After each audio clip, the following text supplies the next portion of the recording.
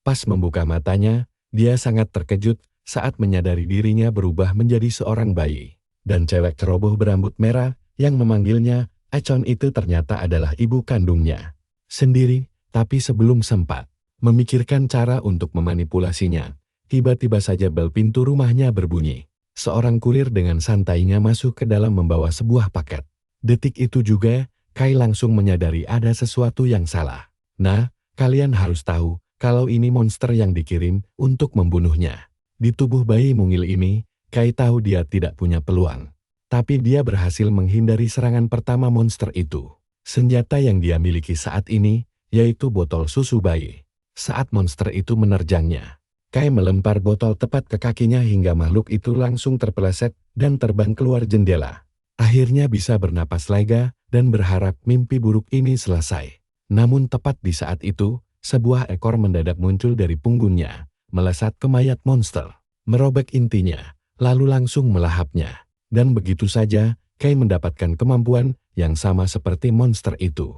Di kehidupan sebelumnya, Kai adalah pembasmi terkuat dengan kekuatan mengerikan, yaitu menyalin semua skill dan sifat monster menjadi miliknya. Semua orang takut padanya, terutama bosnya sendiri. Jadi suatu hari, mereka memutuskan untuk menyingkirkannya selamanya. Kai pun dikirim ke sarang monster mematikan yang tidak mungkin bisa dia lalui dengan selamat. Karena adanya kalung pembatas di lehernya, dia tidak punya pilihan selain patuh. Sejak awal, misi itu memang dirancang sebagai hukuman mati baginya.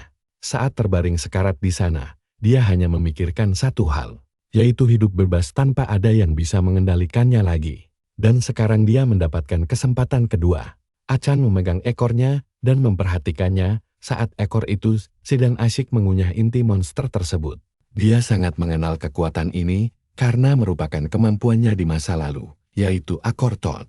Ini adalah kekuatan yang luar biasa. Tapi dia tidak tahu kenapa kemampuan ini masih tersisa setelah reinkarnasi. Bencana besar baru akan terjadi 4 tahun lagi. Padahal di masa lalu, dia lahir 3 tahun setelahnya. Coba perhatikan baik-baik di sini, walau membingungkan.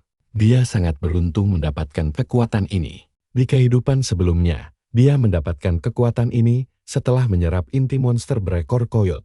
Keberuntungan lainnya adalah, semakin mudah seseorang membangkitkan kekuatannya, maka akan semakin kuat hasil akhirnya nanti.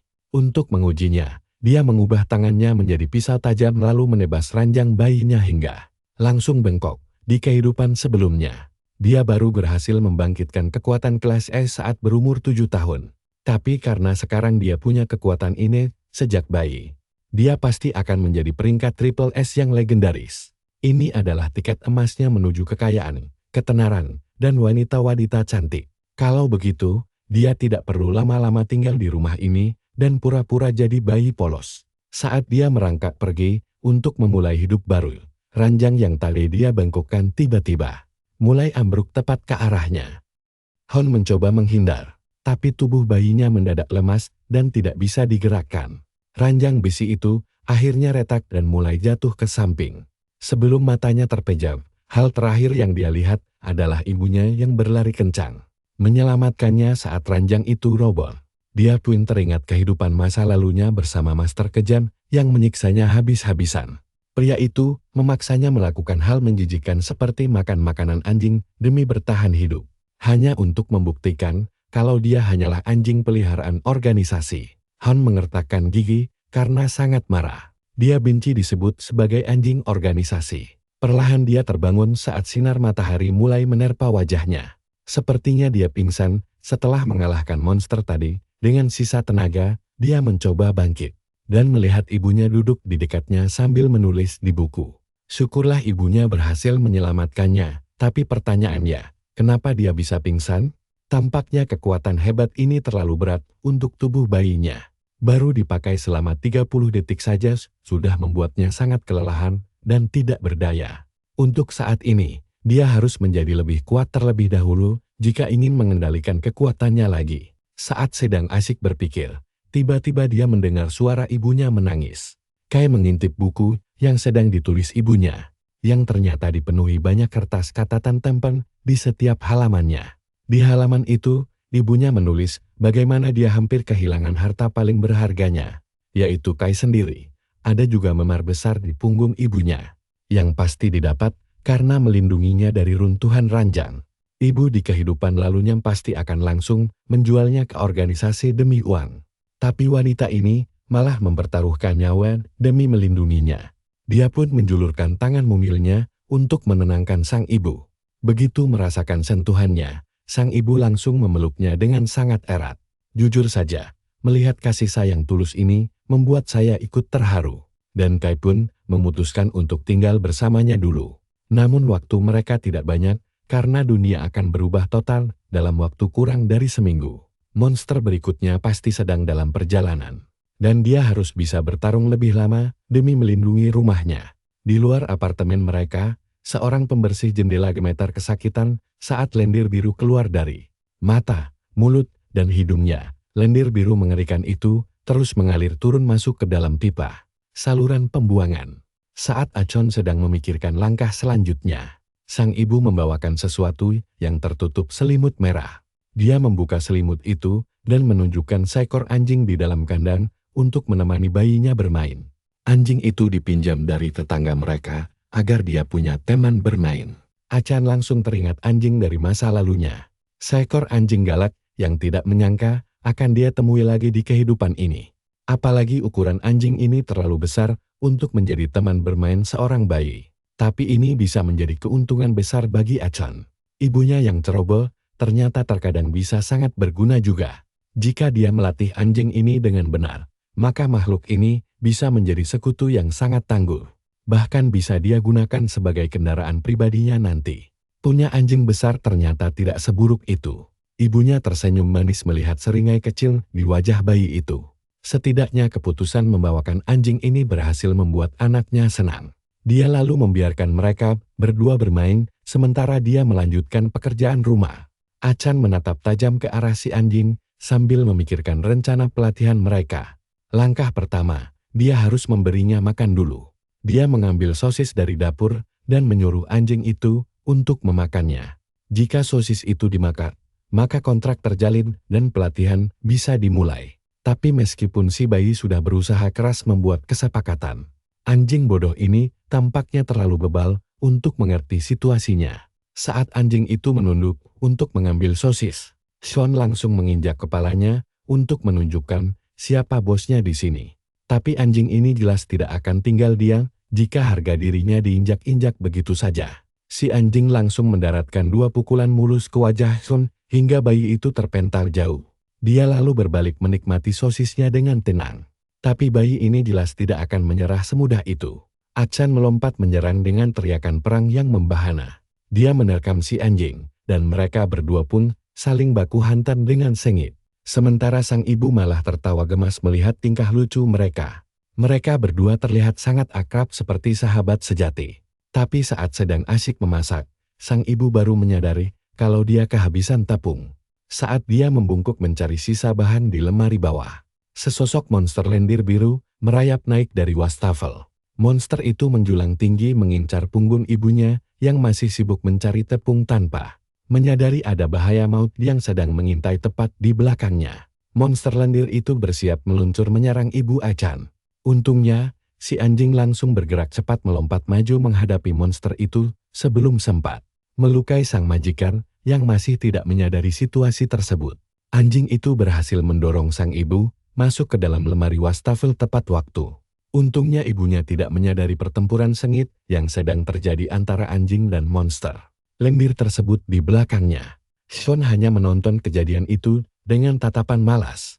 Monster ini memang terlalu lemah untuk menimbulkan masalah serius. Tapi tetap saja akan sangat merepotkan jika harus dihadapi sekarang. Tubuh cairnya membuat semua serangan fisik jadi sia-sia. Jadi mereka harus mencari cara lain.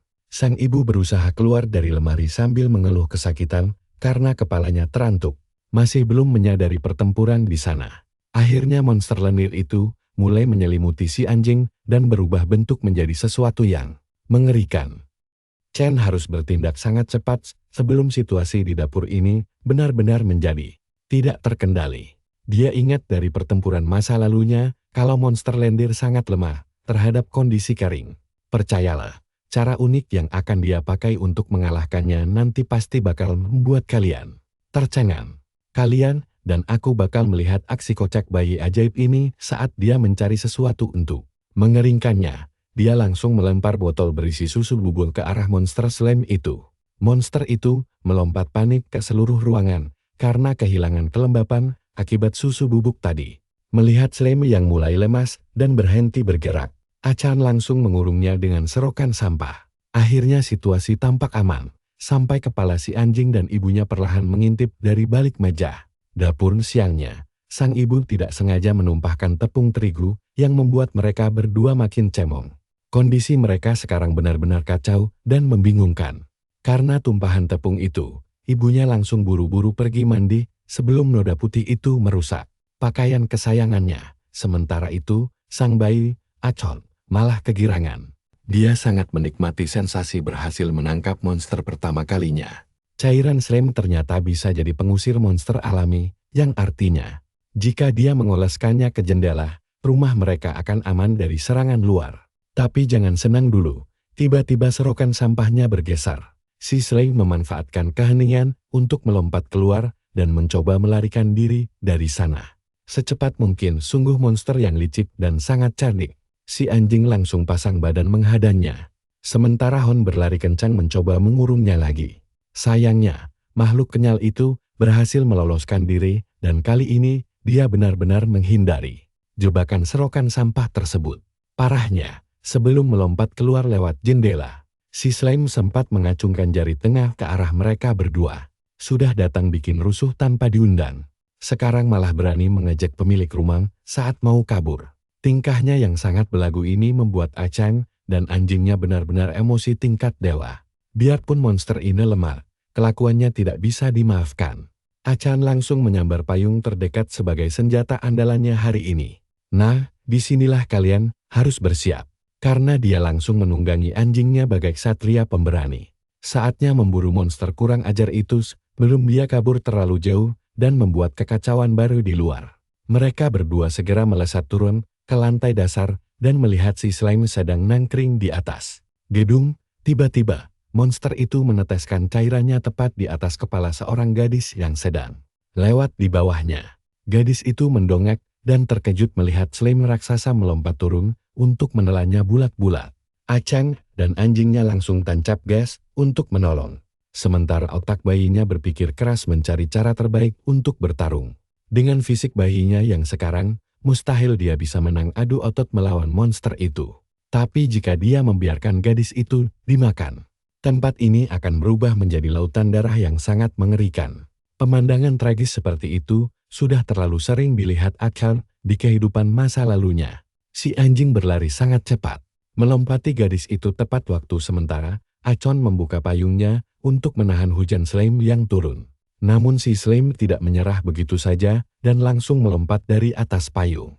Kali ini, targetnya adalah menyerang anjing dan si bayi secara langsung.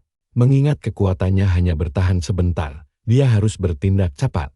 Dia hanya punya satu kesempatan untuk menghabisi monster ini dalam sekejap mata. Dengan mengerahkan seluruh kekuatannya, dia melepaskan satu pukulan maut berkekuatan tinggi yang langsung menghancurkan tubuh si slime. Berkeping-keping, monster itu meledak hancur dan menyisakan hujan lendir di sekitar jalanan. Sementara duet maut bayi dan anjing berdiri, gagah merayakan kemenangan. Beruntung dia datang tepat waktu untuk menyelamatkan nyawa gadis malang tersebut. Tapi masalahnya, gadis itu juga melihat kekuatan super miliknya dan langsung ketakutan setengah mati. Tanpa membuang waktu sedetik pun, dia langsung lari terbirit-birit menyusuri jalanan tanpa berani menoleh ke belakang lagi. Reaksinya sangat wajar mengingat pemandangan aneh yang baru saja dia saksikan sendiri. Tapi sekarang, masalah yang lebih memusingkan adalah bagaimana membersihkan semua lendir ini. Tiba-tiba, ekor dari popoknya keluar untuk menyerap lendir tersebut. Sepertinya ekor ajaib itu memiliki kemampuan luar biasa untuk menyerap kekuatan monster lain. Di kehidupan masa lalu Kai, satu-satunya cara menggunakan kekuatan baru adalah dengan membuang atau menukar kemampuan lamanya terlebih dahulu. Namun sekarang, ekornya justru melahap habis semua sisa lendir slime dan merubahnya menjadi kekuatannya sendiri tanpa hambatan. Dia langsung mencoba kekuatan barunya dengan membuat bola slime di tangan. Dan ternyata kedua kekuatan itu bisa menyatu. Di masa lalunya, Kai selalu berusaha menghindari menukar kekuatan agar keberadaannya tidak tercium oleh organisasi jahat. Pilihan penakut itulah yang akhirnya menjadi penyebab kematiannya yang tragis di akhir hayatnya dulu. Tapi tetap saja, fakta bahwa ekor Tauti bisa berevolusi sendiri terasa sangat aneh baginya. Kemungkinan besar ini semua terjadi karena faktor usianya saat ini yang masih sangat muda dan segar untuk berkembang. Semakin muda seseorang saat membangkitkan kekuatannya, maka potensi dan kecepatan adaptasi kekuatannya akan menjadi jauh lebih hebat. Dulu, Kai baru membangkitkan kemampuannya saat berusia 10 tahun. Itu pun sudah tergolong sangat terlambat. Kalian pasti memikirkan hal yang sama denganku kan? Kebanyakan anak kecil tidak kuat menahan racun monster dan langsung tewas. Namun Kai yang sekarang jauh lebih muda justru punya potensi pertumbuhan tanpa batas. Sambil asik melamun memikirkan masa depannya, si anjing sudah membawanya pulang ke rumah dengan selamat. Dia langsung melompat turun dari punggung tunggangannya dan menggunakan kekuatan slime barunya untuk melapisi seluruh area rumah mereka. Dengan begini, dijamin tidak akan ada satupun monster nakal yang berani mendekati tempat tinggal mereka lagi. Sayangnya, melakukan hal sederhana itu saja sudah menguras habis seluruh tenaganya dan membuatnya lemas tak berdaya. Percuma saja memikirkan cara menguasai kemampuan baru jika stamina tubuh bayinya ini masih sangat ampas dan terbatas. Namun setidaknya, dia tidak perlu terlalu cemas karena pelindung swimmingnya akan menjaga mereka dengan aman untuk sementara. Akhan akhirnya ambruk ke lantai karena kelelahan dan di saat bersamaan, si anjing mendekat dengan tatapan mata yang sangat mencurigakan. Sepertinya ini adalah momen yang tepat bagi si anjing untuk membalas dendam atas kejadian tadi. Anjing berbulu lebat itu menunduk lalu menggigit kerah baju Achan dengan santai. Untuk beberapa detik, si bayi mengira hidupnya akan berakhir tragis dan dia bakal segera dirubah menjadi makanan anjing yang sangat lezat di lantai. Sementara itu, di dalam apartemen, ibunya keluar dari kamar mandi setelah membersihkan seluruh sisa tepung di tubuhnya. Dia langsung berjalan menuju ruang tengah untuk memeriksa keadaan anaknya, namun malah melihat pemandangan yang sangat mengejutkan. Dia melihat bayinya sedang berpelukan mesra dengan anjing peliharaan mereka di atas lantai. Padahal kenyataannya, Achan sedang berjuang setengah mati menahan beban tubuh si anjing gemoy yang menindihnya bagaikan batu raksasa seberat 1 ton. Setelah beberapa jam berlalu, sang bayi akhirnya berhasil meloloskan diri dari penjara bulu yang hangat itu untuk mulai bekerja mengamankan apartemen mereka. Dia mengoleskan cairan slime khusus ke jendela, ventilasi, hingga pipa saluran pembuangan.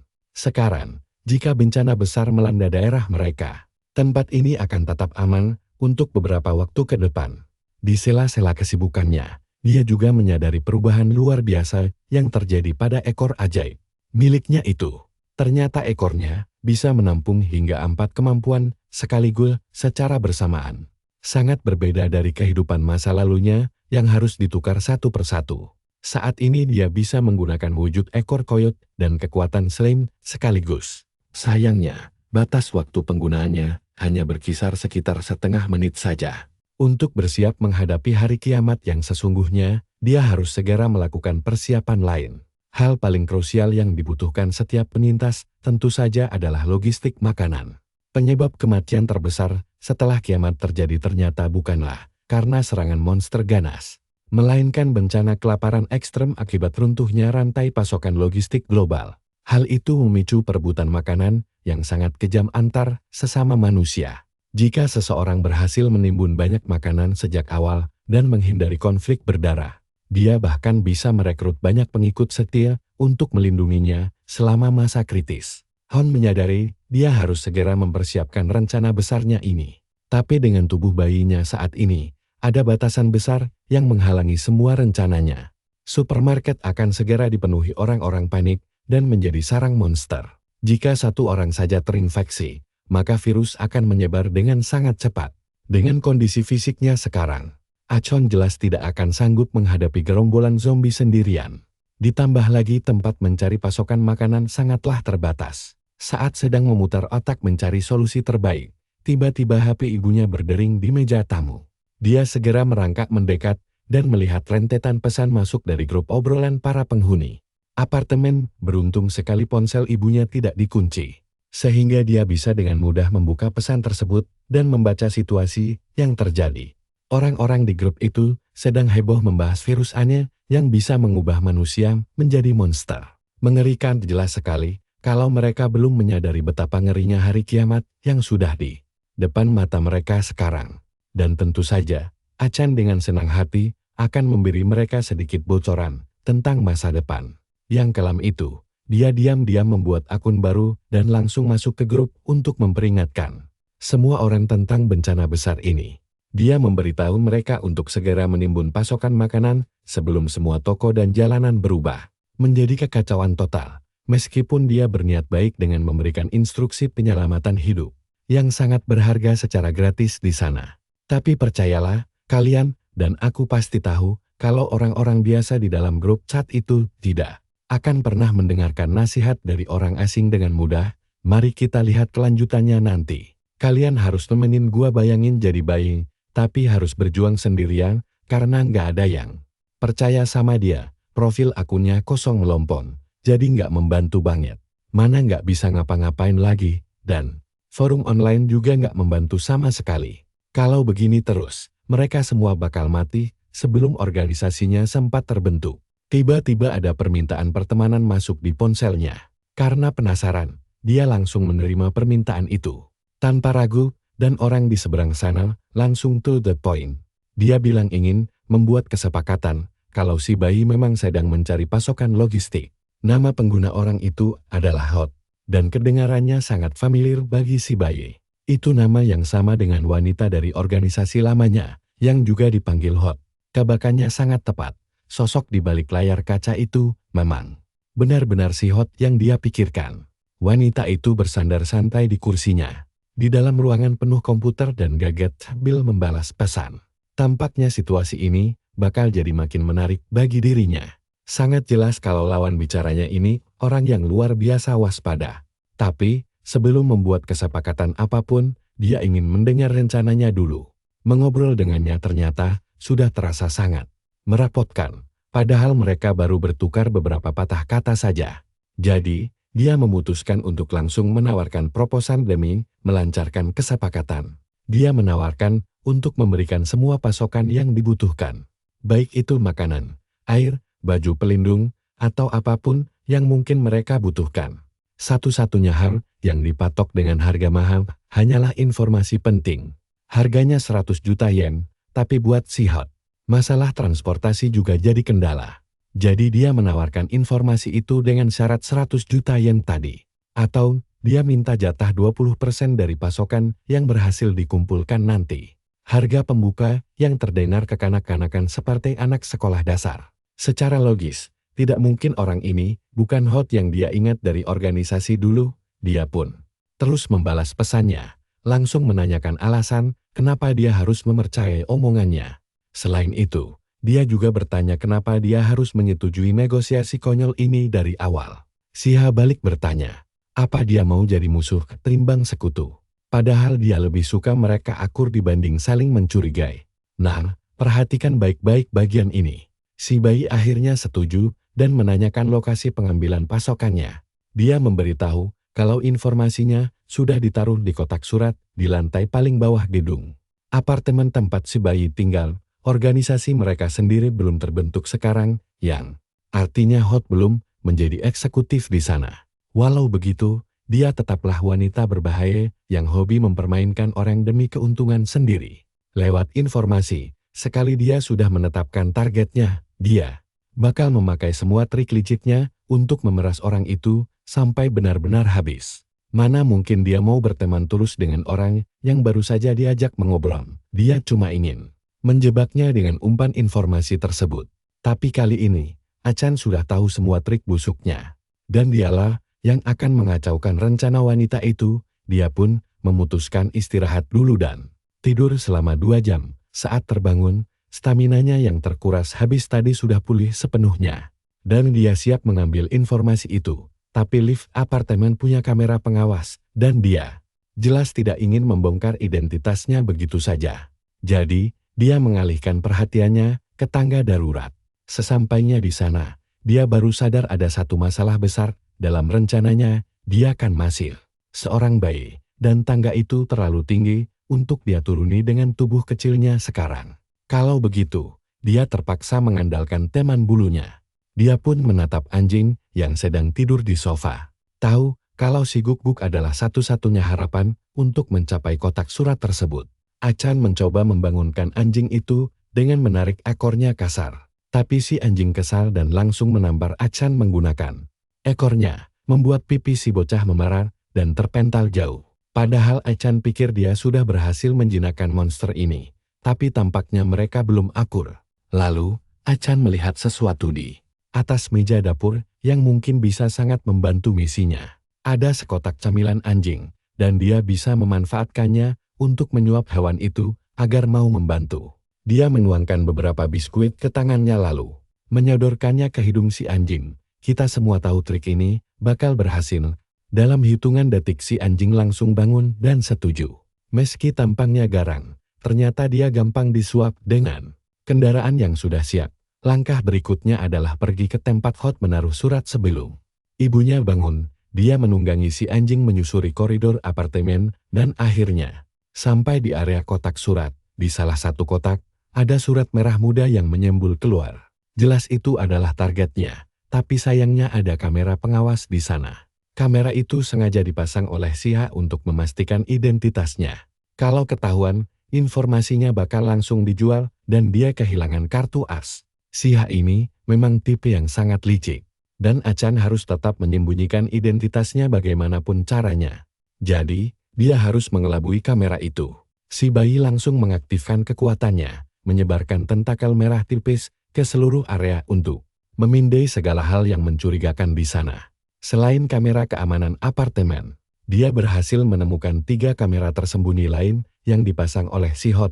Terlihat sekali kalau dia sangat ingin membongkar siapa jati diri korbannya. Hot tertawa puas di ruang komputernya. Tidak sabar melihat orang bodoh mana lagi yang masuk jebakan. Namun, tanpa ada orang mendekat ke kotak surat, dia malah mendapat pesan konfirmasi kalau targetnya sudah mengambil surat itu. Dia langsung panik memeriksa rekaman kamera pengawas. Tapi satu-satunya hal yang terlihat di layar hanyalah seekor anjing yang berdiri diam di dekat kotak surat. Dia tidak tahu kalau di balik anjing itu ada orang yang sangat dia benci. Sambil mengintip isi surat tanpa ketahuan, si bayi memanfaatkan titik buta kamera dan menjadikan tubuh anjingnya sebagai tameng pelindung. Dia pun mengambil kertas itu dari kotak surat lalu pergi dengan cepat tanpa terdeteksi sedikit pun. Selebaran itu berisi info diskon besar-besaran di supermarket terdekat. Dan kemungkinan kesanalah dia harus pergi. Saat dia membacanya, Hot yang panik terus meneror ponselnya, menuntutnya untuk memberitahu siapa dia sebenarnya. Achan membalas dengan mengejeknya. Berjanji memberitahu identitasnya kalau diberi 100 juta yen. Hal itu membuat Hot makin murka. Karena merasa sangat diremehkan oleh orang misterius ini, dan dia bertekad membuatnya menyesal. Dia langsung mengaktifkan robot laba-laba pengawas yang sembunyi di saluran air lalu memerintahkannya untuk memindai seluruh gedung. Alat berbentuk laba-laba itu dilengkapi kamera, tahan debu, tahan air, bahkan tahan suhu ekstrem, magnet, kecepatan tinggi, dan sengatan listrik. Laba-laba itu bergerak mendekati Achan dan si anjing. Tapi tiba-tiba langsung diinjak sandal berbulu yang turun dari tangga di belakang mereka. Hot berteriak frustrasi karena robot seharga 30 juta dolar miliknya hancur berkeping-keping dalam hitungan detik. Pelakunya ternyata adalah ibu si bayi sendiri, yang turun mencari mereka karena sudah lama menghilang dari kamar. Hot terus meratapi hancurnya si laba-laba, tapi untungnya fungsi audio alat itu masih aktif. Dia bisa mendengar suara wanita di seberang sana. Lalu dia sadar kalau fungsi panggilannya juga berfungsi, yang artinya orang di sana juga bisa mendengar suaranya dengan jelas. Dia segera mengambil mikrofon dan mencoba mengancam siapapun di sana. Memperingatkan kalau mereka belum menang hanya karena berhasil menginjak robot laba-labanya itu. Karena sekarang dia sudah mendengar suara mereka. Dia bisa menyebarkan pesan dan masa lalu kelam mereka ke internet. Dia terus mengoceh penuh ancaman. tapi orang di seberang sama sekali tidak merespons. Mereka malah asyik mengobrol dengan orang lain, membahas soal baju tipis yang bisa bikin masuk angin. Saat itulah Siha sadar kalau orang di seberang sana tidak bisa mendengarnya, dan dia cuma bicara sendiri dari tadi. Parahnya lagi, setelah diselidiki dengan jaringan koneksinya yang sangat luas, dia tetap tidak bisa menemukan siapa sebenarnya orang di balik layar itu. Sosok misterius itu benar-benar tersembunyi tanpa menyisakan petunjuk sama sekali. Sementara itu, Achan digendong pulang ke apartemen oleh ibunya. Sang ibu memarahinya karena pergi sendirian dan memperingatkan betapa bahayanya itu. Sementara robot laba-labanya hancur dan cuma berfungsi 4%. Hot akhirnya menghubungi Achan lagi. Nah, cerita seru kita bakal lanjut nanti.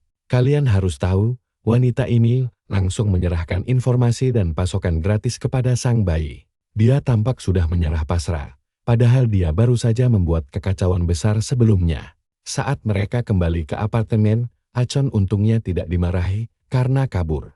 Ibunya mengira si anjing yang membuka pintu sendiri.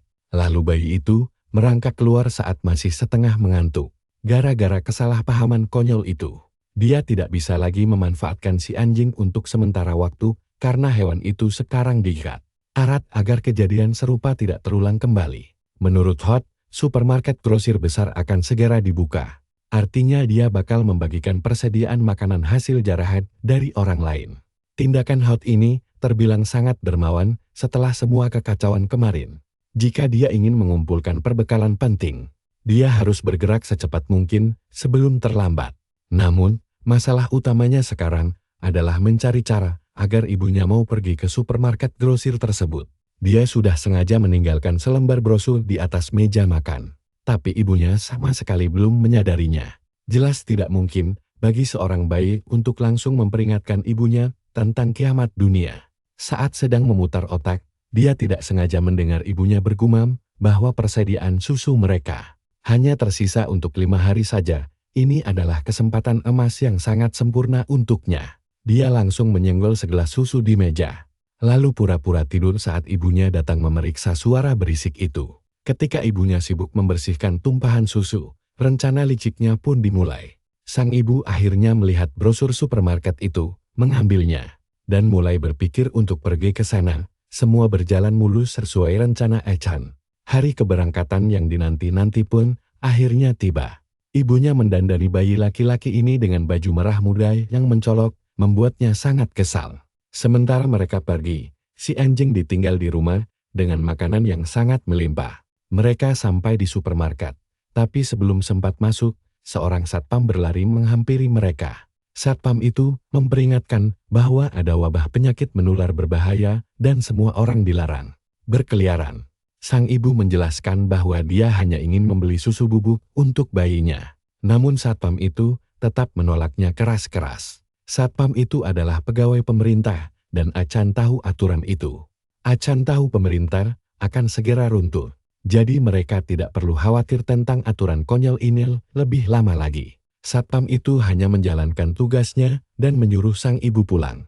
Sekarang perhatikan baik-baik bagian ini. Satpam itu tidak menyadari ada monster mengerikan yang mendekat dari belakang.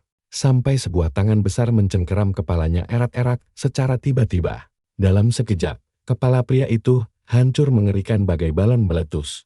Monster itu langsung mengalihkan pandangannya pada ibu dan bayi yang tak berdaya. Ukurannya jauh lebih besar dari lawan sebelumnya. Makhluk ini adalah tipe proliferatif yang kuat tanpa kelemahan khusus. Achan sebenarnya enggan membongkar kekautannya, tapi jika dia diam saja, mereka berdua pasti akan tewas mengenaskan di tempat ini. Tanpa membuang waktu, dia bersiap menyerang. Tapi ibunya tiba-tiba menggendongnya dari kereta bayi dan langsung berlari kencang. Achan sadar melarikan diri adalah tindakan sia-sia melawan monster jenis ini. Makhluk itu berada di level yang sangat berbeda, jauh lebih cepat daripada manusia biasa. Saat monster itu makin mendekat, Achan melihat kotak berisi tabung pemadam kebakaran di dinding. Dia menggunakan kekuatan rahasianya untuk menghancurkan kotak tersebut hingga meledak dan menyemburkan gas tebal. Kepulan asap instan itu memberi celah bagi Achan untuk lepas dan langsung melancarkan serangan kejutan. Hantaman kerasnya membuat monster itu terpental jauh menabrak tembok. Dia hanya memiliki waktu sekitar 30 detik sebelum kepulan debu mereda untuk segera menghabisi makhluk mengerikan tersebut. Dia harus menyelesaikan pertarungan sengit ini sebelum ibunya sadar. Sang ibu sendiri tampak pingsan akibat shock dari serangan mendadak tadi. Jadi dia harus bergerak ekstra cepat sekarang. Untungnya, sang ibu masih tidak sadarkan diri, tapi waktu terus berjalan cepat. Inti dari monster tipe proliferatif ini terletak tepat di kepalanya. Satu serangan akurat di sana akan langsung mematikan.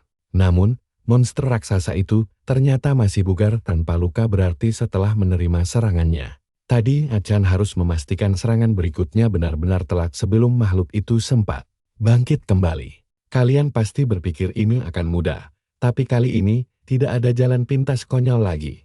Dia terpaksa bertarung langsung berhadapan satu lawan satu menggunakan kekuatan murninya sendiri. Untungnya, setidaknya kali ini, dia sudah bisa berdiri tegak tanpa perlu merangkak di lantai lagi. Monster itu melompat menyerang lebih dulu.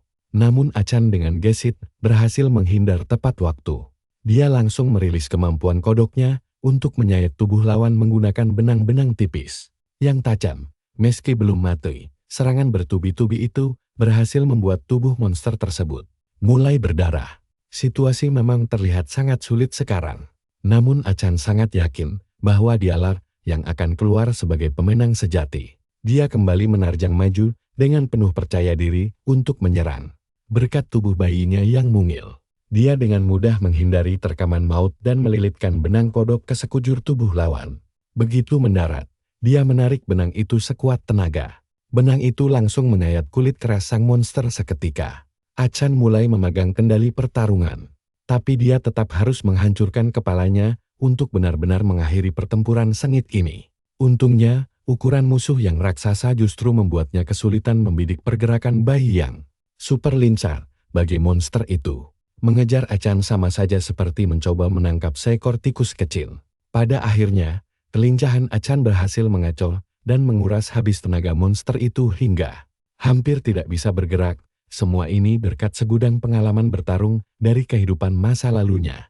Akibat gempuran tanpa henti dari sang bayi, kekuatan tempur monster itu telah menurun drastis. Kini, satu hantaman telak lagi harusnya sudah cukup untuk merobohkan makhluk tersebut selamanya. Namun dia tidak boleh langsung lengah begitu saja. Meski sudah sekarat akibat serangan beruntun, monster itu menggunakan sisa tenaga terakhirnya untuk mencabut duri tajam di punggungnya dan melemparkannya. Achan bergerak cukup cepat untuk menghindar, tapi serangan itu tetap berhasil menggores dahinya hingga terluka dalam. Dia segera melompat mundur untuk menjaga jarak aman dari monster tersebut. Jika musuh terus menyerang dari jauh, mustahil baginya untuk mendekat dan melakukan eksekusi akhir. Dia harus segera memikirkan strategi lain yang cerdik untuk mengalihkan fokus sang monster. Waktu berjalan sangat sempit, dan dia akan segera merasakan efek samping yang menyakitkan akibat memaksakan kekuatan penuhnya. Pilihan terbaiknya saat ini adalah melarikan diri bersama ibunya. Namun, saat dia sedang bingung mengatur taktik, dia melihat ibunya sudah siuman dan tampak kebingungan di lantai bawah. Waktunya habis jauh lebih cepat dari perkiraan awalnya sendiri. Sang ibu mulai mencari-cari keberadaan bayinya dengan panik. Sampai akhirnya dia justru berdiri berhadapan langsung dengan monster mengerikan itu. Dia langsung terdiam membeku dalam rasa shock berat. Bukannya segera lari menyelamatkan diri, wanita itu malah merogoh saku pakaiannya untuk mengambil sesuatu. Achan berteriak histeris menyuruhnya lari, karena ibunya jelas bukan tandingan monster raksasa itu. Namun sebagai ibu dari karakter utama kita, dia tentu punya trik rahasia tersendiri. Dari dalam sakunya, dia mengeluarkan alat kejut listrik dan langsung menembakkannya tepat ke tubuh monster. Sengatan listrik tegangan tinggi itu berhasil membuat gerakan sang monster lumpuh seketika. Meski caranya sangat tidak biasa, ini adalah pengalihan sempurna yang sangat dinantikan oleh sang bayi. Achan langsung melompat turun tepat ketika monster itu pulih dan mengibaskan tangannya hingga sang ibu terpental jatuh. Saat ibunya terkapar membelakangi musuh, Achan melesat turun dari atas langit.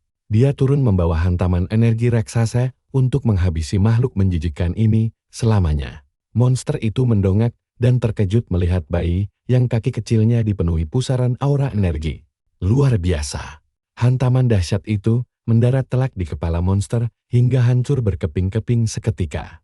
Di saat ibunya masih terbaring pingsan, sang bayi berjalan mendekatinya untuk memeriksa keadaannya. Dan begitulah kisah petualangan kocak kita kali ini selesai. Meski belum terlalu menyayangi ibunya, Achan sadar bahwa hidup di dunia kiamat ini akan jauh lebih berbahaya tanpa perlindungan tulusnya. Yuk kita lihat bagaimana ibu ini rela bertaruh nyawa demi menyelamatkan bayinya yang ternyata bukan bocil biasa. Tapi jujur saja, dia masih butuh banyak latihan sebelum bisa benar-benar membantunya. Setidaknya dia bisa mempercayainya. Namun tepat saat dia memikirkan hal itu, efek samping kekuatannya langsung menyerang. Membuatnya pingsan di samping sang ibu, begitu dia terbangun beberapa saat kemudian. Kepalanya sudah diperban, dan seorang pria bermata merah yang aneh sedang memakaikan popok baru. Untuknya, Hon tidak kenal siapa dia. Jadi pertahanan diri pertamanya adalah langsung mengencingi pria asing itu.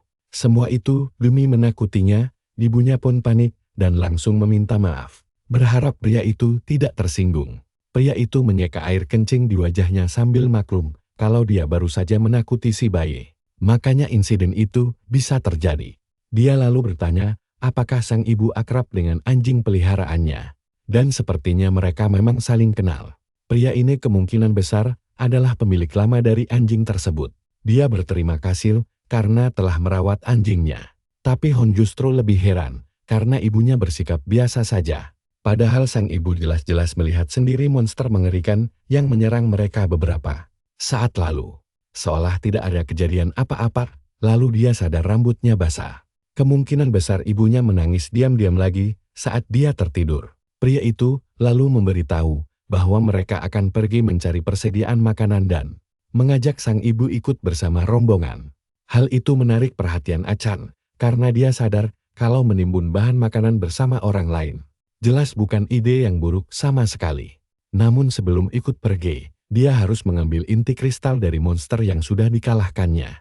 Tadi, dia pun langsung melompat keluar dari kereta dorongnya dan bergegas menuju ke arah bangkai monster tersebut. Begitu dia menggunakan ekor kodoknya untuk menyerap inti itu, dia langsung mendapatkan kekuatan baru. Kali ini berupa kemampuan pengerasan kulit yang langsung menyatu dengan aliran darahnya. Kemampuan yang lumayan berguna. Sekarang dia bisa memakai ekornya sendiri sebagai tameng pelindung. Tapi tepat sebelum dia merangkak kembali ke kereta dorongnya, dia melihat priaannya tadi sedang sibuk menelepon seseorang. Nah, perhatikan baik-baik di sini, pria itu mengeluh kalau si bayi dan ibunya cuma jadi beban saja. Dia bahkan membocorkan alasan licik kenapa dia mengajak mereka berdua ikut bersamanya, yaitu untuk dijadikan sebagai umpan saat keadaan darurat agar mereka ada gunanya sedikit. Orang ini benar-benar gila dan jelas punya niat yang sangat buruk. Dia lalu menyuruh orang di seberang telepon untuk membawa kendaraan lain untuk mengambil lebih banyak persediaan. Saat Achan asik menguping pembicaraan itu, dia tidak sengaja menyenggol truk tempatnya bersembunyi hingga membuat pria itu langsung berbalik arah, siap menyerang siapa saja yang berani menguping. Pria itu mendekat dengan waspada, tapi duganya melesat karena dia hanya melihat seorang bayi mungil yang seketika membuat kewaspadaannya langsung runtuh. Pria itu mengusap kepala Achan dengan santai dan bertanya, bagaimana bisa anak sekecil ini merangkak sampai ke sini. Kemudian dia kembali berbicara di telepon dan memberitahu temannya kalau si bayi mendengar obrolan mereka. Tapi dia tidak peduli karena Achan cuma bayi biasa. Terlebih lagi, melenyapkannya nanti juga akan sangat mudah. Sang bayi pun hanya bisa menundukkan kepala dengan cemas setelah menyadari betapa gilanya pria ini. Mereka semua akhirnya masuk ke dalam mobil dan sang ibu memasang sabuk pengaman Achan di kursi. Khusus anak di bagian belakang. Mereka bersiap berangkat bersama pria itu dan 3 orang lainnya. Achan sangat tidak rela membiarkan pria gila itu menyetir, tapi dia tidak bisa berbuat apa-apa. Andai saja kekuatannya aktif, dia pasti sudah meremukan pria gila itu dalam sekejap untuk membuktikan siapa yang terkuat. Orang-orang di dalam mobil mulai saling mengenal, dan ibunya mencoba mencairkan suasana dengan menawarkan camilan. Aneh sekali rasanya melihat mereka semua bisa sesantai ini di tengah situasi kacau seperti sekarang. Hon mulai bertanya-tanya, apakah mereka tidak pernah melihat video tentang para monster? Dan kenapa mereka berani berkeliaran di luar? Pria itu menyalakan mesin mobil, lalu melambai ke penjaga di gerbang keluar. Mungkin kalian juga setuju kalau sikap cuek mereka ini sebenarnya cuma tameng pertahanan diri. Karena ya, meskipun melihat monster atau mayat berkeliaran, tidak berarti dunia harus langsung kiamat kan? Satu-satunya hal yang bisa mereka lakukan hanyalah berpura-pura normal demi menutupi rasa takut yang mendalam. Selagi mereka menyusuri jalanan kota, Nona Ling mengeluarkan sekotak roti lapis untuk dibagikan kepada semua penumpang. Semua orang di dalam mobil ini ternyata adalah penghuni apartemen tempat tinggal Achan dan ibunya. Ada ibunya sendiri, lalu Ling Yingyu penghuni kamar 502, serta ada Denu penghuni kamar 103, terakhir ada Ryukas penghuni kamar 104. Ibunya terus menawarkan makanan ringan saat mereka melaju menuju ke arah supermarket. Ryukas bertanya bagaimana sang ibu bisa membesarkan anaknya seorang diri di tengah situasi sesulit ini. Apalagi dia masih muda, berparas cantik, dan tampaknya juga tidak memiliki pekerjaan tetap. Ditambah lagi, sangat berbahaya membawa bayi keluar rumah. Ibunya mengaku sempat ingin meninggalkannya sendirian di rumah, tapi setiap kali ditinggal, Achan pasti langsung bertingkah aneh. Terpaksa dia harus membawanya. Achan dalam hati langsung menyuruh ibunya untuk berhenti bicara. Sementara sang ibu hanya bisa menghela napas mengingat semua kekacauan yang telah dibuat oleh bayinya selama beberapa hari terakhir ini. Lalu salah satu pria di depan adalah Chin Manoru dari kamar 504. Sang sopir memuji kalau Ling sangat berguna saat bertarung, terutama setelah dia berhasil melumpuhkan monster besar dengan alat kejut listriknya. Mereka juga membawa anjing itu di truk belakang sebagai kekuatan tempur tambahan jika terjadi sesuatu. Ibu Hon sama sekali tidak ingat kejadian itu, dan tidak tahu kalau bayinya yang melakukan semua pekerjaan berat. Sambil terus menyusuri jalanan kota, sang sopir mulai menyadari ada hal yang janggal. Seharusnya ada banyak monster yang berkeliaran di daerah ini. Tapi anehnya jalanan malah terlihat sangat sepi. Tiba-tiba, dia melihat seorang gadis berlari di tengah jalan raya demi mencari bantuan. Namun saat gadis itu panik mencari tempat bersembunyi, tembok dari bangunan di dekatnya langsung hancur jebol. Sebuah tangan monster menjulur keluar dan langsung mencengkeramnya. Seketika itu juga, dia langsung dikerumuni oleh gerombolan monster sekaligus. Sang sopir berteriak meminta semua orang berpegangan erat selagi dia membanting setir. Mobil dan truk mereka langsung melakukan manuver meluncur demi menghindari kerumunan monster dan gadis malang tersebut. Anjing di bagian belakang terus menggonggong kencang saat melihat para monster mulai menyeret gadis itu. Mereka menindihnya ke tanah tanpa ampun. Gadis itu menjerit histeris meminta tolong saat monster-monster mulai menggigitinya. Hari ini benar-benar terasa sangat kacau bagi Achan dan ibunya sejak pertama kali mereka melangkahkan kaki keluar. Kini mereka benar-benar terkepung rapat, dan Achan mencoba menganalisis situasi berbahaya ini. Monster berkepala serangga yang mengelilingi mobil, semuanya memiliki bekas sengatan aneh di bagian leher mereka. Dalang dari semua monster ini pasti sejenis parasit cyborg. Parasit pengendali ini memiliki kemampuan mengerikan untuk mengubah manusia menjadi cyborg. Kekuatan mereka secara individu memang tidak seberapa. Tapi jika jumlahnya sangat banyak, urusannya bakal berbeda. Selama dalangnya masih berkeliaran bebas, monster cyborg ini akan terus berkembang biak. Pilihan terbaik saat ini adalah mencari jalan untuk segera kabur. Sisa monster serangga yang tidak ikut memakan gadis malam tadi kini mulai merangkak cepat. Mendekati mobil mereka, jarak mereka sudah terlalu dekat hingga membuat sang sopir panik setengah mati. Dan dalam hitungan detik saja, salah satu monster berhasil menjebol kaca depan mobil. Achan melihat sekeliling dan tahu kalau mereka semua sebenarnya bisa selamat dari kepungan ini. Tapi, dia harus bisa mengusir mereka dengan cepat sebelum jumlahnya bertambah banyak. Sayangnya, dia hanya bisa memakai kekuatannya selama 30 detik, dan jika habis di sini, tamatlah riwayatnya. Dia memandangi sekeliling kabin mobil sambil berharap ada penumpang lain yang bisa bertarung. Ryu dengan cemas melihat keluar jendela, menatap ke arah gadis yang sedang disiksa dan dimakan monster. Gadis itu berteriak menyuruh orang-orang di mobil untuk tidak membuang waktu dan segera menyelamatkannya. Hal itu langsung membuat Achan kesal karena dia sadar kalau gadis itu hanya akan menjadi beban. Bukannya mencoba berpikir jernih, Dia malah cuma merengek minta diselamatkan. Kalian setuju kan kalau sebaiknya dia ditinggalkan saja? Toh dia tidak berguna dalam pertarungan. Chin Manoru juga melarang mereka untuk menolongnya. Gadis itu sudah memiliki bekas luka sengatan yang sama di lehernya, yang berarti dia sudah terinfeksi parah. Chin Manoru terbukti memiliki mata yang tajam. Meski dia tampaknya sudah terlalu tua untuk bertarung. Halo teman-teman, mari kita lihat kelanjutan kisah kocak ini. Si cupu ini mungkin tidak berguna saat bertarung, tapi setidaknya dia kuat membawa barang. Sang sopir pun bingung harus menerobos atau tidak. Mereka harus menghabisi monster-monster itu dulu sebelum semuanya tewas. Tapi Achan tidak setuju karena rencana itu terlalu bunuh diri. Orang ini memang sama sekali tidak bisa diandalkan saat darurat. Sopir truk di belakang mereka juga tampaknya sama payahnya.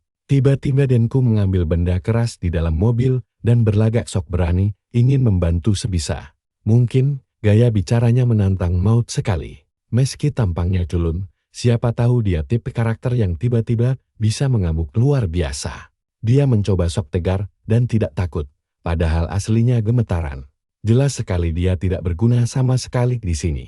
Sepertinya memang tidak ada orang kuat di dalam mobil untuk menghadapi kepungan monster. Sang ibu pun merogoh tasnya demi mengambil pistol andalannya. Begitu mendengar ibunya mau turun tangan sendiri, mental Din langsung ciut. Dia langsung mengurungkan niatnya untuk keluar mobil. Namun, saat mereka asik berdebat, sebuah benda super tajam tiba-tiba menembus bodi mobil dan langsung menancap tepat di dada Dan. Tanpa ampun, Dan terlempar keluar dari mobil seperti boneka rusak. Sedetik kemudian, cakar tajam mencengkeram pintu. Lalu monster serangga lain memunculkan kepalanya yang mengerikan ke dalam kabin mobil dengan sangat brutal. Cakar monster itu langsung menusuk Ryu hingga tewas seketika. Tampaknya ini adalah tubuh utama dari para cyborg jahat. Dia pasti bersembunyi di suatu tempat, menunggu momen pas untuk menyergap. Karena tidak ada satupun orang dewasa yang berguna. Si bayi tampaknya harus turun tangan mengatasi kekacauan ini. Namun sebelum dia sempat bergerak, sebuah sengat tajam melesat cepat ke arah ibunya. Kecepatannya tidak cukup untuk menahan serangan itu. Tapi untunglah sengat mematikan tersebut melesat dan justru menusuk jok mobil. Mereka langsung menoleh ke depan untuk melihat apa yang sedang terjadi. Ternyata Chin Minoru berhasil menahan serangan monster itu. Chin menyadari kalau makhluk menjijikkan ini adalah bosnya. Si monster pun murka, lalu berbalik menyerang wajahnya secara agresif. Nah, perhatikan baik-baik bagian ini. Kakek ini bukan manusia biasa. Dia baru saja meremukkan bos monster hanya dengan tangan kosong. Benar-benar sangat di luar nalar. Monster itu menjerit histeris saat sengatnya sendiri ditusukkan ke lehernya. Teriakannya perlahan mereda seiring nyawanya melayang. Dan Chin Minoru langsung membuang mayat monster itu begitu saja ke jalanan. Sembari menyeka cipratan darah di wajahnya, dia mengeluh karena merasa fisiknya sudah makin menua. Sementara itu, Achan menatap takjub dan menyadari kalau kakek tua ini ternyata sangat kuat. Namun, pertarungan ternyata belum selesai sepenuhnya. Monster di tanah itu memiliki wujud fase kedua yang berbahaya. Achan sadar mereka tidak boleh lengah, meski dia sendiri belum tahu siapa kakek ini. Menyerang jantungnya saja tidak akan cukup untuk membunuhnya. Benar saja, monster itu mulai bangkit kembali untuk melancarkan serangan balasan. Karena tidak bisa bicara, bayi ini punya cara tersendiri untuk memperingatkan Chin. Dia pun menangis sekeras-kerasnya demi memecah keheningan. Hal ini membuat sang kakak menoleh ke belakang dan berhasil menghindari serangan mendadak dari monster serangga tersebut dengan sangat tipis. Kakak itu teringat pengalamannya saat masih bertugas di divisi tempur khusus. Dia langsung paham kalau monster jenis ini tidak akan mati hanya dengan tusukan di jantung. Itu menjelaskan kemampuannya yang hebat.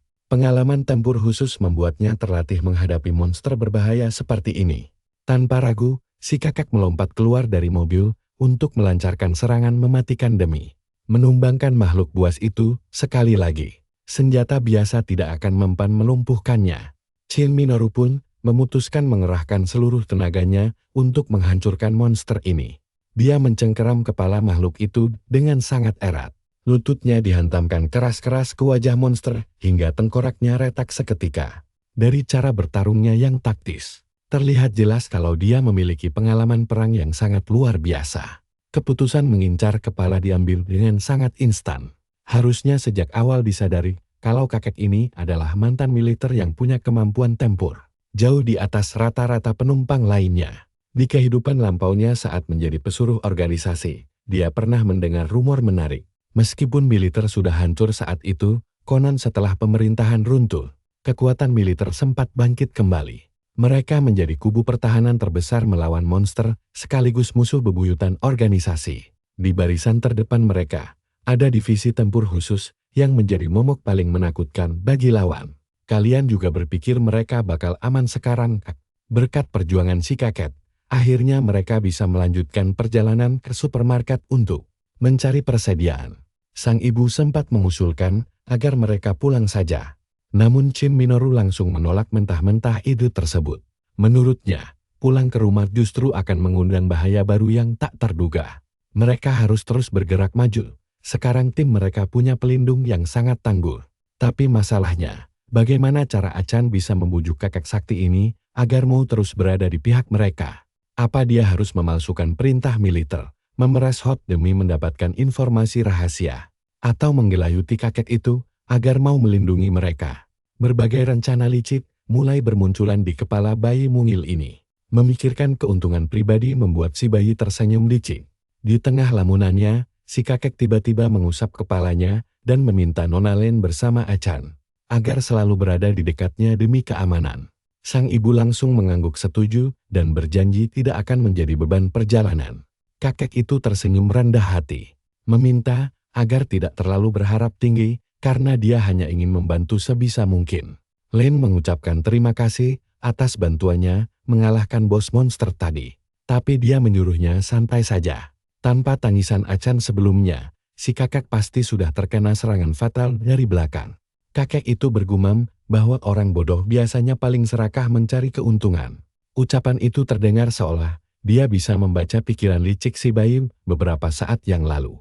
Menyeramkan sekali. Achan melipat tangannya dan memutuskan menerima bantuan sang kakek dengan damai. Tapi dia tahu, sifat penolong Shin Minoru suatu saat nanti justru bisa menjadi bumerang yang menghancurkan dirinya sendiri. Mereka akhirnya sampai di supermarket tujuan utama, tapi sayangnya gerbangnya tertutup rapat. Sepertinya hari ini mereka tutup. Padahal di iklan tertulis jelas kalau tempat ini buka setiap hari. Jangan-jangan Hot si peretas andal sengaja mengunci tempat ini dari jauh.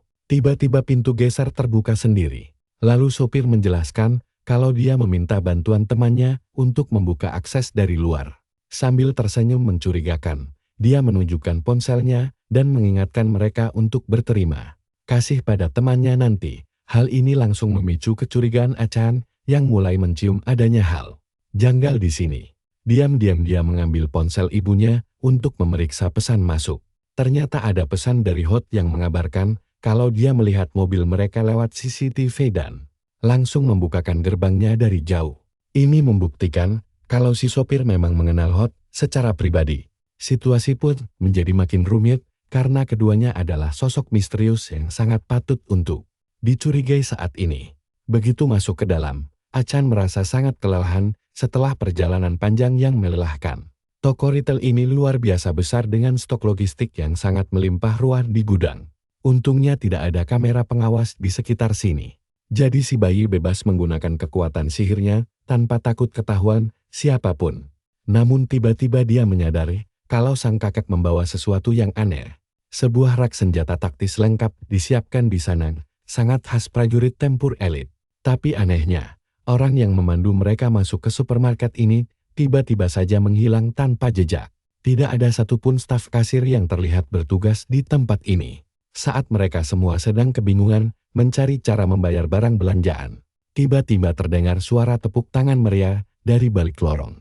Mereka menoleh ke depan dan mendapati si sopir tadi berdiri sambil tersenyum licik di dekat tumpukan kardus. Dia dengan sombongnya mengumumkan kalau semua barang di gudang ini sudah diborong habis. Semua logistik ini ternyata milik organisasinya. Mimpi buruk yang paling ditakuti Kai akhirnya menjadi kenyataan pahit. Pria yang berdiri di hadapannya sekarang tidak lain adalah salah satu anggota dari sindikat jahat. Akhirnya si sopir licik ini menunjukkan kedok aslinya. Dan percayalah, kalian dan saya harus bersiap untuk kejutan besar di bagian selanjutnya. Nah, kalian dan aku bakal melihat aksi gila di supermarket ini. Setelah beres, dia mau membuang mereka seperti sampah tidak berguna. Saat si penjahat sibuk menyombongkan diri, Kai langsung melihat tato mencurigakan di lengannya. Tato itu adalah bukti jelas kalau dia memang anggota organisasi tersebut. Dengan tatapan kejam, pria itu mengumumkan bahwa supermarket ini sekarang milik perkumpulan Teratai Timur. Suaranya terdengar sangat mengancam dan mengerikan. Ancamannya ditujukan khusus kepada si kakek veteran militer. Sambil mengeluarkan senjata dari sakunya, dia memperingatkan mereka agar tidak bergerak. Nama perkumpulan itu seketika membuat Kai waspada karena dia tahu persis siapa mereka. Cabang organisasi ini jelas bukan kelompok biasa. Mereka adalah para pionir yang bertanggung jawab menjalankan proyek perburuan manusia. Kelompok ini bahkan sudah melakukan berbagai kejahatan keji jauh sebelum bencana besar dimulai. Pantas saja mereka sibuk menimbun persediaan makanan karena sudah mendeteksi bencana yang akan datang. Sekarang Kai akhirnya paham kenapa dia punya firasat buruk tentang pria ini sejak awal. Instingnya memang tidak pernah salah. Semua karena nada bicaranya yang sombong itu. Tapi siapapun bajingan ini, bayi Kai sudah siap untuk menghabisinya. Sementara itu, Lena dan si kakek menyadari situasi gawat ini dan melihat para anak buah musuh mengepung mereka. Hantaman itu sangat keras hingga menancap di mesin generator yang bisa meledak kapan saja, membuat suara ngeri bergema di sana. Namun, si sopir malah tetap berdiri dengan sangat tenang, hal yang langsung disadari oleh si kakek. Pria itu menyeringai lalu mengeluarkan sebuah remote untuk mengendalikan kereta barang. Si kakek sadar situasi ini mulai tidak terkendali. Dia melompat untuk menerjang si sopir, tapi di detik terakhir dia malah terlempar ke belakang akibat hantaman tumpukan kardus. Detik berikutnya, si kakek mendapati dirinya sudah ditodong moncong pistol. Sambil tertawa kecil, anggota organisasi itu mengajak bahwa dia tidak akan membiarkan seorang veteran militer lolos begitu saja. Dia lalu memperingatkannya agar tidak bergerak. Tapi tanpa diduga, Len maju membawa pistol dan menyuruh pria itu menjauh dari si kakek atau dia akan menembak. Len menuntut penjelasan apa motif sebenarnya dari tindakan pria itu. Pria itu terhibur dan sadar betapa polosnya gadis ini karena belum paham situasinya. Nah, perhatikan baik-baik bagian ini. Dia bahkan bertanya, apakah Lin masih menganggapnya orang baik setelah dia menembaknya nanti. Len yang masih hidup di dunianya yang ceria malah menawarkan untuk berbagi makanan seolah sedang piknik bersama. Pria itu tertawa terbahak-bahak melihat kepolosan Lin yang sangat konyol. Dia bertingkah seakan dia yang memegang kendali. Dia lalu mengingatkan Lina saat dia meninggalkan anjing itu bersamanya. Tentu bukan karena kasihan, tapi karena saat dia ingin mengambil uang tebusan. Pemilik anjingnya sudah tewas, jadi dia pikir lebih baik buang saja hewan itu. Saat itulah Lin muncul dan dia pikir bakal seru melihat bagaimana gadis itu kerepotan mengurus anjing dewasa sekaligus seorang bayi merah. Tapi mengejutkannya, ternyata mereka semua berhasil bertahan hidup sampai sekarang. Tapi sekarang, dengan pistol yang sudah siap menembak, dia menolak mentah-mentah ide untuk berbagi makanan karena jumlahnya memang sangat terbatas. Detik berikutnya, semua anak buahnya langsung menodongkan senjata ke arah mereka. Si bos berteriak bahwa orang lemah seperti Len pantas mati. Momen ini memicu ingatan buruk Kai saat dia masih dikendalikan oleh organisasi dulu. Ketika dia terpaksa memakan tikus got hanya demi bertahan hidup. Agar tidak mati kelaparan, dulu dia juga selalu direndahkan persis seperti ini. Dia langsung tersadar dari lamunannya saat melihat anjingnya bersiap menyerang musuh. Kai pun segera melemparkan Slime ke arah generator. Lemparan itu memicu korsleting listrik parah. Seketika kegelapan total menyelimuti ruangan. Dan si bos langsung berteriak menyuruh anak buahnya berhenti menembak sampai mereka mendapatkan cahaya lampu. Di saat yang sama, dia mengangkat senjatanya. Memanfaatkan kekacauan ini, Kai mengaktifkan kekuatannya dan bersiap melayangkan tinju. Tapi si kakek veteran tiba-tiba menyerobot dan menendang si bos terlebih dahulu. Kai dan kakek itu pun saling bertatapan dengan ekspresi sangat terkejut. Kai tahu ini nasib buruk baginya karena kekuatannya terlihat oleh si kakek yang merupakan anggota Milita, mereka pasti akan menganggapnya sebagai monster menyeramkan. Dan ada peluang besar dia akan dijadikan sebagai kelinci percobaan laboratorium. Semua karena kemampuan aneh yang dimilikinya. Sesuai dugaan, si kakek juga memikirkan hal yang sama dan curiga kalau Kai adalah monster. Berbahaya, saat si kakek bersiap menyerang, bayi mungil itu langsung mengambil tindakan. Bayi Kai dengan cepat melompat tinggi dan mendarat di rak atas, tepat di titik buta si kakek. Si kakek veteran lalu menyalakan senter miliknya. Kai sebenarnya ingin menyalakan lampu juga, tapi dia masih mewaspadai kakek tersebut. Kai mendengus kesal karena merasa tidak punya pilihan lain selain melumpuhkan si kakek terlebih dahulu. Namun, rencana matangnya terganggu oleh suara mencurigakan yang tiba-tiba terdengar. Semua orang spontan melihat ke arah suara itu. Mereka melihat ke atas dan menemukan sesosok Slim yang sukses mengalihkan perhatian seluruh kelompok. Sambil tersenyum licik, Kai duduk manis di kereta belanja untuk menonton pertunjukannya. Tapi anehnya, Slim itu mendadak berubah wujud. Kalian pasti tidak menduga ini kan? Makhluk itu malah berubah jadi kembaran si kakek. Klon itu langsung menyerang, membuat semua orang kelabakan karena harus bertarung melawan tiruan diri mereka sendiri. Si kakek pun bersiap menghadapi kembarannya sambil terus mengumpat kesal melihat kekacauan baru ini. Lin sangat ketakutan melihat klon dirinya berdiri tepat di depannya dan memohon agar monster itu tidak mendekat. Suara jeritanya menarik perhatian si kakek. Dia menoleh dan melihat bayi Kai menangis histeris di dekatnya saat klon si bayi mencoba memanjat kereta belanja. Si kakek mengira si bayi sangat ketakutan karena belum pernah melihat monster aneh seperti itu. Padahal rencana cerdik bocah itu berjalan mulus karena dia sengaja mengeluarkan air mata buaya. Menunggu si kakek menyelamatkannya, layaknya pahlawan. Benar saja, si kakek langsung menerjang klon itu sebelum sempat menyentuh Kai. Namun, si kakek mulai kesal karena tubuh klon itu bisa menyatu kembali dengan mudah berkat wujud cairnya. Sadar serangan fisik biasa tidak berguna. Dia melemparkan sekopnya dan memutuskan menggunakan taktik lain. Dia membuka kotak persenjataannya lalu mengeluarkan sebuah pistol khusus. Sementara itu, Lin akhirnya berhasil mengalahkan klon dirinya menggunakan pistol kejut listrik. Karena listrik adalah kelemahan utama dari monster berlendir ini. Kai juga menghabisi klon miliknya dengan serangan bertubi-tubi tanpa ampun yang merupakan kelemahan Slim lainnya. Di sisi lain, si kakek veteran juga sukses menghancurkan klon miliknya menggunakan kekuatan tempur yang brutal. Namun pertarungan masih belum selesai. Satu klon Slim lain tiba-tiba melompat menerjang Lin. Beruntung si kakek langsung menembaknya di detik terakhir. Meski begitu, makhluk menjijikkan itu ternyata masih tetap hidup dan mencoba untuk menyatukan tubuhnya kembali. Tapi si kakek terus menembakinya tanpa henti untuk memastikan monster itu hancur. Walau tidak mati sepenuhnya, serangan itu jelas memberikan kerusakan yang sangat parah padanya. Namun di saat bersamaan, si bos bangkit kembali dan bersiap menyerang ketika si kakek masih sibuk melawan klon Slim tersebut. Kai mengumpat kesal dalam hati karena merasa sangat frustrasi dengan situasi kacau ini. Dia tidak bisa menggunakan kekuatannya secara terang-terangan karena takut rahasianya terbongkar. Tapi tiba-tiba saja, si bos menyergap dan menjadikan Kai sebagai sandera. Lalu menyuruh Lena dan si kakek segera membuang senjata mereka. Tapi si bos tidak tahu kalau tindakannya ini justru memudahkan rencana licik Kai.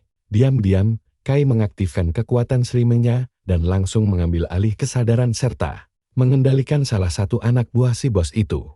Anak buah yang dikendalikan itu kemudian mencabut pin sebuah granat. Detik berikutnya, ledakan dahsyat langsung mengguncang area supermarket tersebut. Walau si bos berhasil selamat dari ledakan, dia masih mencengkeram erat tubuh bayi Kai. Kai memanfaatkan kekacauan hebat ini dengan cerdik ketika melihat inti kristal tingkat 1 dan langsung menyambarnya menggunakan ekor sebelum ada yang sadar. Si bos yang terluka parah akibat ledakan segera berlari menyelamatkan diri. Dia masuk ke ruangan lain dan membanting pintu hingga tertutup rapat demi melindungi dirinya yang sekarat di dalam ruangan. Beberapa anak buahnya ternyata sudah menunggu. Si bos berteriak menyuruh mereka bersiap untuk segera kabur dan menyiapkan mobil pelarian mereka secepat mungkin.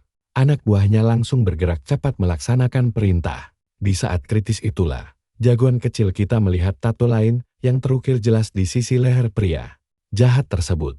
Tato itu menunjukkan identitas aslinya. Sekarang semuanya menjadi sangat jelas bagi Kai. Pria ini tidak lain adalah bos asli organisasi bernama Lee. Sosok kejam yang telah membuat kehidupan masa lalu Kai menjadi seperti neraka jahanam. Pada kehidupan sebelumnya, Lee selalu memakai topeng misterius. Itulah mengapa Kai tidak pernah mengetahui rupa aslinya. Siapa sangka dia justru mendapatkan kesempatan emas untuk melihat wajah aslinya sekarang. Terlebih saat dirinya berwujud seorang bayi. Tatapannya begitu tajam hingga Lee merasakannya dan memarahinya dengan kesal. Tapi mari kita bersiap untuk bagian tergila karena kabut merah mengerikan mulai memenuhi udara di sekitar mereka. Fenomena bahaya ini dikenal sebagai debu merah darah. Sebuah fenomena mematikan di dunia penuh bencana ini yang sangat berbahaya bagi manusia. Siapapun yang menyentuhnya akan mati seketika atau bermutasi menjadi monster mengerikan. Hal itu. Sini, biar ku kasih tahu tentang debu merah. Fenomena super ngeri di dunia penuh katalis ini. Sekali kena, kalian bakal langsung mati atau bermutasi jadi monster yang mengerikan. Dan itu, yuk temenin gue masuk ke cerita gokil ini. Di mana anak buah Sile tiba-tiba berubah jadi monster buruk rupa dan langsung menyerang. Tapi Sile, dengan sifat jahatnya, malah numbalin si bayi Kai. Gak pakai mikir, dia lempar si bayi ke ruangan penuh monster itu terus kabur begitu aja. Kai sih udah paham taktik murahan ini, tapi dia udah siap buat bangkitin kekuatan aslinya. Persetan ada saksi atau gak, dia langsung ngeluarin inti kristal dari sakunya dan mengaktifkannya. Detik berikutnya, boom. Bayi lucu tadi langsung berubah jadi petarung dewasa yang siap tempur. Monster raksasa langsung menyerang, tapi tentakel Kai dengan cepat menahan gempuran itu. Berkat kekuatan inti kristal, kemampuannya naik drastis sampai-sampai monster di sekitarnya kelihatan kayak remah-remah rempeyek. Gak ada harga dirinya sama sekali. Ada satu monster coba nembak laser dari matanya. Tapi Kai malah maju santai nembus laser itu dan langsung menusuk tubuh si monster. Kai bahkan heran sendiri, karena bisa mengendalikan tubuh barunya dengan sangat gampang. Tentakelnya bergerak lincah dan mematikan. Motong-motong monster itu, kayak lagi motong sayur di dapur. Sementara itu, Sili cuma bisa melongo ketakutan melihat pembantaian ini. Dia bingung setengah mati dan gak tahu siapa petarung ini. Soalnya dia melewatkan momen si bayi berubah jadi gladiator. Nah, perhatikan muka pucat Sili. Kai tahu banget bajingan ini belum mengenalinya. Dan itu bikin balas dendam ini makin nikmat. Kai melangkah maju dengan tatapan mata yang super dingin. Gak ada ragu-ragu lagi, bos, waktunya eksekusi. Meski gemetaran, Lee tetap mencoba bertahan dengan mencabut pistolnya lalu menembaki Kai. Tapi untungnya, gerakan Kai jauh lebih cepat daripada peluru. Meskipun ini bukan tubuh aslinya, tapi kalau dibandingin sama wujud bayinya, kecepatan dan kelincahan wujud dewasa ini benar-benar di luar nalar. Jarak mereka pun terkikis dalam sekejap. Saat jarak tinggal sejengkal, Lee mengira Kai adalah monster. Tapi jagoan kita gak kasih dia kesempatan buat bacot. Sekali tebas, dia melempar tubuh Lee sampai menabrak tembok dengan sangat keras. Sambil batuk darah, Lee menggumamkan rumor lama yang ternyata memang nyata. Kai sempat mikir siapa orang yang nyebarin rumor itu. Tapi gak ada waktu buat mikirin hal gak penting. Tiba-tiba, Lee mengeluarkan jarum suntik berisi obat aneh, lalu menyuntikkannya ke tubuh sendiri. Dalam hitungan detik, tubuhnya langsung bermutasi jadi monster yang mengerikan. Kai langsung menyadari fakta penting. Jauh sebelum bencana besar terjadi, OGNISX ini ternyata sudah menguji coba obat biadab yang bisa mengubah manusia jadi monster, tanpa menghilangkan akal sehat mereka. Kalian juga ngerasa merinding, gak sih? Begitu monster itu membesar, Kai langsung siaga. Monster itu menerjangnya, dan walau Kai sempat menangkisnya, serangan balasan tentakelnya terasa kurang mempan. Dari satu benturan tadi, Kai sadar kalau musuhnya kali ini bukan lawan sembarangan. Si monster terus menyerang tanpa ampun pakai tentakel peraknya, membuat Kai harus melompat ke sana kemari. Melihat pola serangannya, Kai paham kalau makhluk ini memang disiapkan untuk menjebaknya. Bulu kuduknya langsung mereman saat tersadar kalau ini adalah monster yang sama yang membunuhnya di masa lalu. Tapi di kehidupan kali ini, dia bukan lagi orang lemah yang dulu mudah dihabisi. Kai gak sudi mati konyol oleh monster yang sama untuk kedua kalinya. Dengan tekad bulat, dia menghindari setiap cambukan dengan fokus penuh. Tapi tiba-tiba, sebuah ledakan dahsyat menghantam tubuh si monster. Begitu debu mereda, Kai melihat sosok yang tak terduga. Ternyata kakek pensiunan tentara lagi isi ulang peluru hasil rampasan dari sindikat bunga teratai. Timur kocak juga Sil. Si kakek pakai senjata penjahat buat melakukan aksi penyelamatan. Kai mencoba mencerna situasi absurd ini. Si kakek menembaki monster bermata banyak yang sebenarnya adalah wujud mutasi dari Sile. Melihat jalannya pertempuran mulai berbalik arah, Kai pun tersenyum lebar. Nah, permainan baru saja dimulai dan kali ini Dewi Fortuna berpihak pada kita. Tapi tunggu dulu, Sile tiba-tiba teringat masa lalunya saat pertama kali diajak bergabung ke organisasi misterius ini. Kalian harus dengar ini, dunia mau kiamat. Dan cewek ini bilang cuma gabung organisasi mereka yang bisa bikin dia selamat. Dia bahkan ngasih obat misterius sebagai hadiah selamat datang, katanya obat ini bisa ngebuka jati diri aslinya. Waktu ngeliat obat itu, dia sih skeptis banget dan gak percaya omongan si cewek. Dia pikir dia udah kenal dirinya sendiri, tapi begitu dia nekat nyoba suntikan itu dan ngebangunin sisi monsternya, dia baru percaya kalau omongan cewek itu benar. Gila sih, dia lahir baru jadi monster licik yang hobi banget manfaatin kelemahan orang lain buat keuntungan pribadi. Contohnya pas dia masih bocil, dia ngomporin ibu-ibu gendut kalau suaminya itu selingkuh. Pas si ibu mulai ngamuk, dia malah nambahin kompor kalau dia dengar sendiri suaminya ngatain si ibu kayak babi jelek. Yang hobi tidur si ibu yang emang udah insecure langsung percaya mentah-mentah dan ngamuk ke suaminya. Alhasil, setelah digampar habis-habisan, suaminya langsung minta cerai saat itu juga. Pas ditinggal, si ibu depresi berat gara-gara ngerasa mukanya jelek banget. Dan layaknya malaikat penolong. Si langsung ngejebak dia dengan janji manis mau ngenalin ke orang-orang yang gak bakal ngebully dia. Beginilah cara dia mempermainkan hati orang. Pura-pura baik biar dipercaya terus diperas habis-habisan. Bakat nipunya ini bikin dia jadi penipu ulung, monster berkedok manusia. Makanya sekarang dia terlahir kembali sebagai monster level 4 bernama Trickster Lee. Nah, perhatikan baik-baik. Ternyata monster yang dilihat MC kita dari tadi cuma ilusi belaka. Dia ditakut-takuti sosok pembunuhnya di masa lalu akibat trik licik Lee. Sementara itu, Lee ogah buang tenaga dan cuma nunggu momen pas buat nyerang balik demi kemenangan. Mutlak, tapi mendadak, sebutir peluru bersarang di tubuhnya. Bikin dia kaget pas tahu kakek tua itu siap tarung lagi. Lee kesal banget kenapa si kakek ini lihat dan gak mati-mati, jadi dia langsung nyerang brutal. Tapi si kakek tetap sembunyi pintar, terus-terusan nembak tanpa nunjukin batang hidungnya sama sekali. Sialnya, serangan Lee malah disambut rentetan ledakan dahsyat. Tabrakan itu memicu kepulan debu dan asap tebal yang bikin pandangannya burun. Memanfaatkan situasi kakak ini, Kai diam-diam merayap masuk ke area buta lawan. Dari arah belakang, begitu kena serang, Lee langsung ngumpat emosi karena targetnya bisa lepas dari ilusi secepat itu. Kai melangkah maju dan menegaskan kalau Lee itu cuma remah-remah biasa. Gak lebih dari penipu level 4 murahan yang gak bakal bisa jadi apa-apa. Kai langsung mencambuknya pakai tentakel maut, bikin Lee menderita luar biasa. Lee berusaha mati-matian bikin jebakan ilusi baru di sekitar Kai. Tapi kali ini trik itu gagal total. Lee frustrasi banget.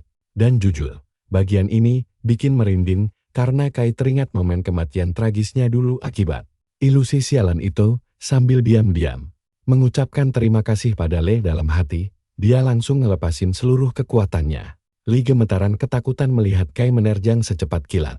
Tubuh Lee mandi darah kena hantaman dahsyat. Lalu Kai bertanya dingin, apakah dia udah selesai? Padahal dia tahu ini baru permulaan. Dalam 2 jam lagi, badai debu merah bakal menerjang bumi. Jauh lebih ngeri dari musibah manapun dalam sejarah umat manusia. Bagaikan air pasang mengerikan yang ngebuka pintu neraka. Pas dia bersiap buat habisin Lee, musuhnya itu nyoba buat menghentikannya. Kai merespon kalau dia nggak tertarik sama kata-kata terakhirnya dan mutusin buat langsung menghabisinya. Sementara itu, si kakek juga lagi mantau pertarungan seru ini dari jauh. Kai sadar kalau Lee itu lawan yang alot karena masih mau ngelawan meski terluka parah.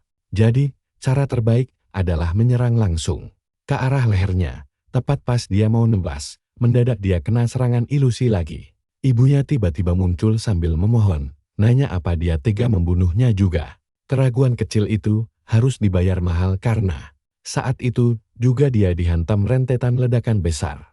Memanfaatkan celah emas ini, Lee langsung nyerang balik brutal, dan Kai cuma bisa menghindar tipis. Pas Kai berusaha bangkit berdiri lagi, Lee langsung sesumbar kalau Kai nggak bakal pernah bisa membunuhnya. Sekarang dia bisa baca pikiran Kai dengan jelas dan nebak setiap gerakannya.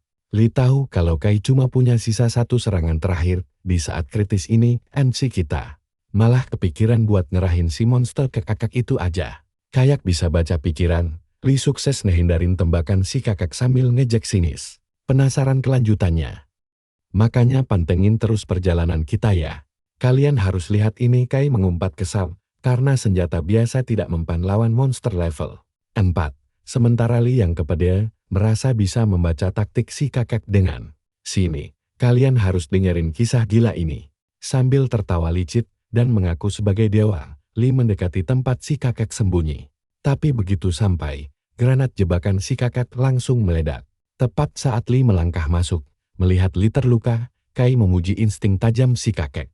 Tapi dia heran kemana perginya si kakek. Seolah menjawab rasa penasaran itu, si kakek tiba-tiba muncul di belakang Lee dan siap menyerang, tapi Lee berhasil menghindar di detik terakhir.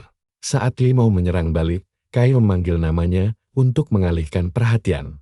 Interupsi mendadak ini bikin Lee kaget sambil menyeringai. Lee bertanya apa Kai ingin tahu masa depannya. Saat dia lengah sesaat, si kakek langsung menembaknya. Tiba-tiba, sebuah penglihatan menembus pikiran Lee, memperlihatkan dirinya yang sedang berhadapan dengan orang-orang lemah yang jauh di bawah levelnya.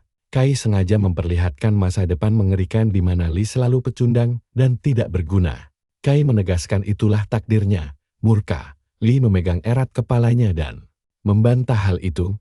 Penglihatan lain muncul memperlihatkan dia berlutut pasrah di hadapan orang lain. Dia menolak masa depan menyedihkan ini. Dengan amarah membara, dia menyerang membabi buta, tapi malah melukai dirinya sendiri. Detik berikutnya, semua orang melongo tidak percaya, karena Lee baru saja memanggal kepalanya sendiri. Melihat pemandangan tragis itu, Kai menyeringai puas karena berhasil menipu penipu ulung. Saat kepala Lee terlepas dari tubuhnya, dia melihat kilasan ingatan Kai sekali lagi. Matanya melebar penuh ketakutan saat melihat sosok monster mengerikan di depannya. Kepalanya terjatuh ke tanah, dan dia berteriak histeris meminta Kai keluar dari pikirannya. Dia berteriak bahwa inilah arti sebenarnya dari peringatan tentang bayi. Itu, si kakak langsung melirik Kai dengan penuh rasa penasaran. Lee terus berteriak dengan suara serak bahwa Kai adalah telur bencana, yang membuat Kai dan si kakak terkejut setengah mati. Lee memperingatkan bahwa dengan memulai revolusi ini, Kai kehilangan kesempatan hidup normal. Mulai sekarang, pihak organisasi akan memburunya tanpa ampun. Sebelum dia sempat bicara lebih banyak, suara tembakan terdengar, dan Lee dibungkam peluru.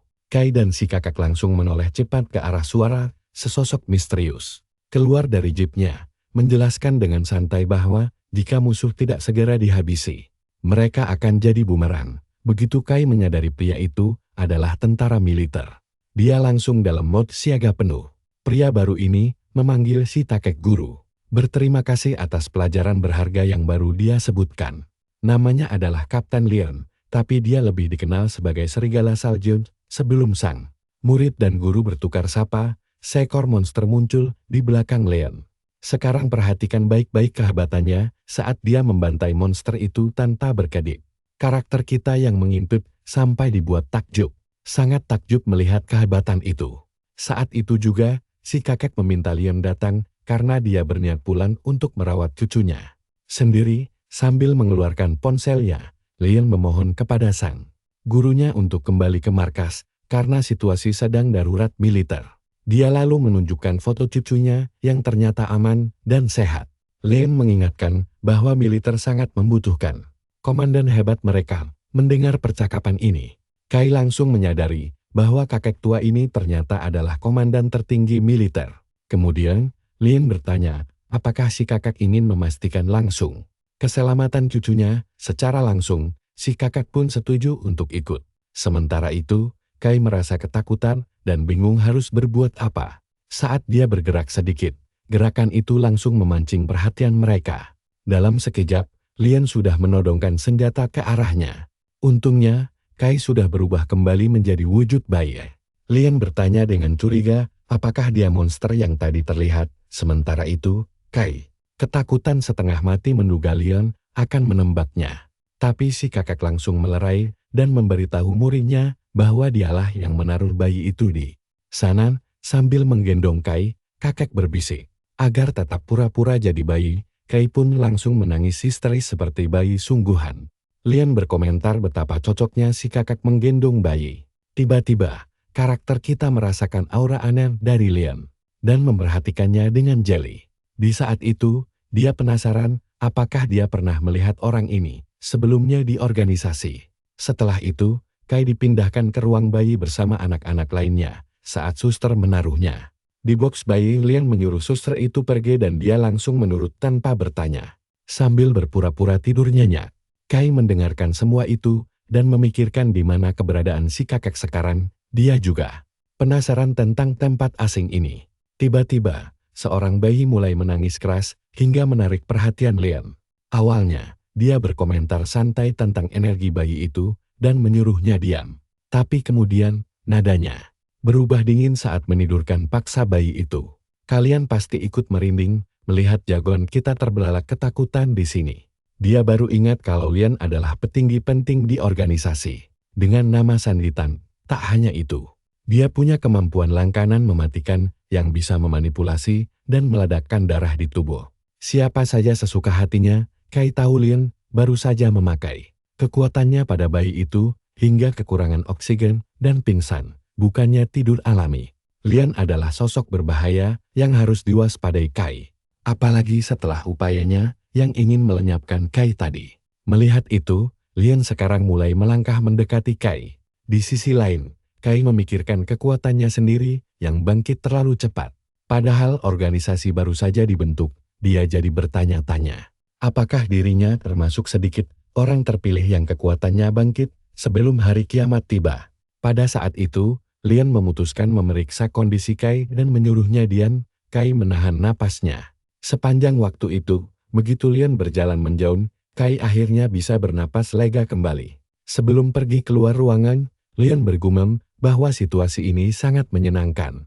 Begitu dia pergi, Kai melirik sekitar memastikan keadaan benar-benar aman. Lalu, dia langsung melompat berdiri. Dia teringat Li, sang penipu ulung yang ahli memanipulasi pikiran orang lain. Beruntung Kai punya kemampuan penyerapan tingkat dewa yang menciptakan pelindung mental kokoh untuk menjaga pikirannya dari pengaruh Li. Sekarang, untuk melindungi diri dari ancaman Lian, dia menyelaraskan aliran darahnya sendiri, memperlambatnya, dan membiarkan darah palsu terserap otomatis. Setelah mengamati sekeliling, dia menatap anak-anak lain dan bertanya-tanya, apakah mereka juga merupakan telur bencana. Istilah itu sebenarnya tidak asing baginya, karena dia pernah mendengarnya di kehidupan lampau. Tapi karena status sosialnya yang rendah dulu, dia tidak pernah punya akses ke informasi rahasia tersebut. Namun, dia yakin Lin pasti tahu sesuatu tentang hal ini.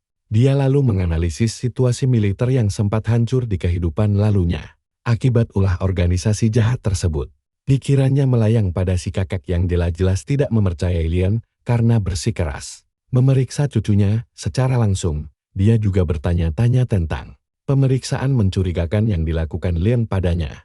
Terlalu banyak pertanyaan yang berputar di kepalanya. Dia sempat teringat ibu dan anjingnya, tapi langsung menepis pikiran itu jauh-jauh. Kondisinya sedang tidak memungkinkan untuk mengkhawatirkan orang lain. Saat ini, fokus utamanya hanyalah menyusun rencana pelarian secepatnya. Dia mencoba membuka pintu kamar menggunakan kekuatannya, tapi ternyata tidak berfungsi. Dia teringat inti kristal yang dia dapatkan sebelumnya untuk menggabungkan kemampuan bayangan gelap. Namun, selama proses penggabungan itu, sebagian besar kekuatannya terkunci. Saat ini, dia hanya bisa memakai bayangan gelap dan pelindung dewa. Pelindung dewa membantunya menahan serangan mental. Sementara bayangan gelap terlalu kuat dan berisiko jika dipakai sekarang. Jadi dia memutuskan menunggu sambil membaca situasi dan niat orang-orang di sekitarnya sebelum bertindak gegabah. Sejauh ini, Berpura-pura menjadi bayi terbukti sangat efektif baginya. Tiba-tiba, dia menyadari ada sesuatu yang aneh muncul dari box bayi sebelah. Dia menatap bayi itu dan melihat kakinya mulai berubah menjadi dahan pohon kayu. Ternyata bayi ini juga salah satu yang terpilih sepertinya. Kemudian, dia menyadari beberapa bayi lainnya juga memiliki kemampuan unik masing-masing dia. Ingat di kehidupan lalunya anak-anak ini selalu dikurung rapat. Sekarang dia paham kalau mereka semua dikumpulkan di tempat seperti ini. Tiba-tiba sebuah sulur pohon melilit dan mengangkat tubuhnya. Saat dia mencoba melepaskan diri, kekuatannya tidak cukup kuat. Dia sempat ragu apakah harus menggunakan kekuatan aslinya sekarang atau tidak. Namun keraguannya terhenti saat seorang anak laki-laki membantunya bebas. Ternyata, anak kecil berumur 5 tahun yang menyarankannya untuk berpura-pura tidur saja. Jadi sebaiknya dia menurut sekarang. Kai terkejut melihat anak sekecil itu sudah mahir menguasai kekuatannya dengan sangat baik. Tiba-tiba, dia mengumpat mendengar suara di belakangnya. Anak itu langsung menghilang. Lalu Kai menoleh melihat para suster datang memeriksa. Percayalah, petualangan seru kita dengan bayi ajaib ini baru saja dimulai. Halo kawan-kawan, kali ini kita bakal bahas kisah bayi reinkarnasi gokil yang pura-pura tidur di lantai saat kepala perawat menyuruh mengumpulkan semua bayi. Kai juga ikut digendong dan dia mulai bertanya-tanya apa yang terjadi. Dia penasaran dengan rencana jahat mereka terhadapnya. Tak lama kemudian, para perawat meletakkan semua bayi di lantai dingin. Begitu membuka mata sedikit, dia hanya melihat kegelapan pekat yang menyelimuti seluruh ruangan. Seketika pikiran mengerikan muncul, apakah mereka akan dipaksa bertarung sampai mati? Hal itu sangat mungkin terjadi. Mengingat skenario kejam seperti ini sudah menjadi tradisi di organisasinya pada kehidupan masa lalu. Kai juga merasakan hawa keberadaan anggota organisasi di dekatnya. Perlahan dia mulai merangkak saat bayi-bayi lain mulai bangun. Begitu mendongak, dia melihat sosok Lian berdiri di lantai atas. Namun sebelum dia sempat berpikir, matanya terbelalak melihat monster mengerikan sedang merayap mendekati seorang bayi. Dugaan awalnya, mereka semua dikumpulkan hanya untuk menjadi mangsa empuk makhluk itu. Apalagi dia ingat, di masa lalunya tidak pernah ada bayi. Tapi kemudian dia sadar bahwa monster itu diikat dengan rantai besar. Sayangnya, itu bukan jaminan keselamatan mereka. Dia menduga rantai tersebut hanya penahan sementara yang akan segera dilepaskan untuk meneror mereka. Bayi-bayi di sekitarnya pun mulai menangis histeris ketakutan. Tiba-tiba, seorang anak laki-laki dengan berani maju, menggendong bayi yang menangis di dekat monster itu, lalu membawanya pergi ke tempat yang lebih aman. Melihat situasi kacau ini, Kai langsung menyimpulkan bahwa mereka dipaksa bertarung melawan monster demi membangkitkan kekuatan mereka secara instan. Rencana gila ini pasti bagian dari agenda kejam yang sedang dijalankan. Proyek itu disebut proyek anjing pemburu. Setelah sang guru pergi, misi ini sepenuhnya diserahkan kepada Lian. Di saat itulah, Lian menunjukkan sifat aslinya dan meminta dengan sopan agar ujian segera dimulai. Tanpa ragu dia menekan tombol untuk melepas belenggu monster. Begitu terbebas, monster itu langsung melesat menyerang Kai dengan buas. Beruntung, dengan tubuh bayinya, dia masih bisa menghindar meski sangat tipis. Akibat serangan cepat tadi, telinganya terluka sedikit. Dia menaksir monster ini berada di tingkat 2. Kai sangat percaya diri bisa mengalahkannya sendirian. Tapi dia meragukan keselamatan bayi-bayi malang di sekitarnya. Nah, bagian ini yang harus kita perhatikan baik-baik. Tangisan bayi lain memicu amarah monster itu. Tapi saat hendak menerkam, gadis kecil di sebelahnya yang ketakutan tanpa sengaja mengaktifkan kekuatan cabang pohon. Akar-akar tanaman langsung melilit tubuh monster tersebut dengan kuat. Kai memberikan acungan jempol dan berharap dia bisa bertahan. Dari atas, Lian menyadari potensi luar biasa dari kemampuan tipe tanaman merambat itu. Dia memujinya karena kekuatan itu sangat hebat untuk level tingkat 1. Namun, pandangan Lian segera beralih kepada Kai yang belum menunjukkan kekuatan apapun. Meski dia yakin Kai menyimpan potensi besar, dia sangat percaya Kai akan membangkitkan kekuatannya saat berada dalam kondisi hidup dan mati. Benar saja, monster itu tiba-tiba mengamuk, menghancurkan lilitan tanaman, dan bersiap melepaskan seluruh energi penghancurnya. Melihat situasi gawat di depan matanya, Kai mulai panik. Setelah menganalisis keadaan sekitar, Achan sadar bahwa kekuatan peringkat 2 milik Harka tidak akan cukup menghadapi monster mengamuk yang setara peringkat 3. Karena tidak punya pilihan lain, dia memutuskan untuk maju bertarung sendiri. Dia mencengkeram erat dahan pohon berduri tajam hingga telapak tangan kecilnya berdarah, lalu melompat ke depan tanpa rasa takut sedikit pun. Bayi jenius kita melesat kencang mengincar kepala monster itu. Saat jaraknya sudah sangat dekat, dia langsung mengaktifkan jurus andalannya, Pelindung Suci, yang membuat monster itu terhuyung-huyung kesakitan akibat benturan keras. Dia harus bertindak cepat sebelum ketahuan. Memanfaatkan tanaman rambat sebagai tempat bersembunyi, dia melancarkan serangan kejutan berupa tendangan maut ke arah dagu monster tersebut hingga makhluk itu tergelincir di atas pasir. Achan sendiri sempat heran dari mana asal pasir itu, tapi dia tidak peduli karena situasinya sangat menguntungkan. Sambil memegang dahan berduri, dia merasa posisinya masih aman, namun dugaannya salah besar. Saat tergelincir jatuh dari tebing, monster sialan itu melilitkan ekornya ke tubuh Kei. Namun ketika mereka jatuh bersama, sebuah tentakel misterius tiba-tiba muncul memotong ekor monster tersebut dan menyelamatkan Achan. Saat mendongak, dia melihat robot pengaman milik Hot.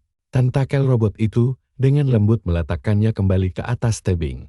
Setelah mengamatinya, dia menyadari kalau robot ini adalah bagian dari sistem pengawasan proyek. Sementara itu, di ruang kendali, Tang mengawasi bayi kita dengan senyuman licik. Seorang prajurit militer melapor bahwa sistem pengamanan telah aktif dan menanyakan kelanjutan eksekusi rencana dari proyek anjing pemburu. Tan, yang merupakan bos besar di sana, merasa keputusan merekrut kembali Hot sangat tepat karena rencananya sangat sejalan. Pandangannya kembali tertuju pada layar monitor yang menampilkan wajah lucu sang bayi. Kalian juga heran kan melihat tingkahnya? Di tengah kekacauan ini, si bayi malah mengoceh lucu di layar monitor, membuat bosnya bingung setengah mati. Tapi di balik itu, sang protagonis kita sebenarnya sedang menangis frustrasi. Dia berpikir apakah tunduk pada organisasi adalah satu-satunya jalan keluar. Namun pikiran itu membuatnya jijik. Sampai kapan dia harus menjadi budak mereka? Sambil berdiri di tepi tebing, dia merasa frustrasi. Bagi Kai, lebih baik mati daripada hidup menderita dan dikhianati lagi. Tanpa ragu dia melompat ke jurang. Tetapi robot pengawas dengan cepat meluncur ke bawah dan kembali menangkap tubuhnya menggunakan tentakel besi. Sialnya, monster itu ternyata masih hidup dan langsung menyerang robot tersebut hingga terjadi baku hantam sengit di ruang kontrol. Prajurit melaporkan situasi darurat bahwa robot keamanan mereka mulai mengalami gangguan serius.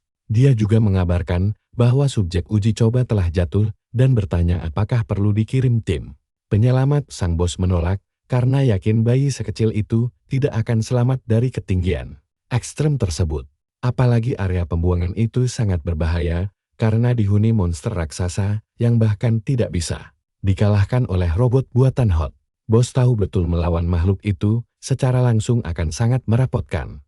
Sebelum pergi, dia memperingatkan prajuritnya agar tidak bertindak ceroboh dan membiarkan proyek anjing pemburu berjalan sendiri. Dia memerintahkan fokus penuh dialihkan untuk memulai proyek baru bernama Telur Bencana. Kini kita berpindah ke area pembuangan. Kai mendarat dengan selamat lalu kembali berubah ke wujud manusianya, lengkap dengan setelan jas hitam ketat yang membuatnya terlihat sangat modis, seperti model papan atas. Saat memperhatikan sekeliling, dia sadar tempat ini mirip seperti tempat pembuangan sampah raksasa. Di sudut ruangan, dia melihat sebuah gerbang besi kokoh dan menduga itu adalah satu-satunya jalan keluar dari sana. Namun, keberuntungan tidak pernah berpihak padanya begitu saja. Tiba-tiba segerombolan makhluk aneh setengah mati mulai merangkak mendekat. Penampilan menjijikan mereka sempat membuatnya sedikit tegang, tapi dia segera bersiap bertarung. Ketika makhluk-makhluk itu menerkam, Kei bergerak secepat kilat menebas leher dan anggota tubuh mereka tanpa ampun.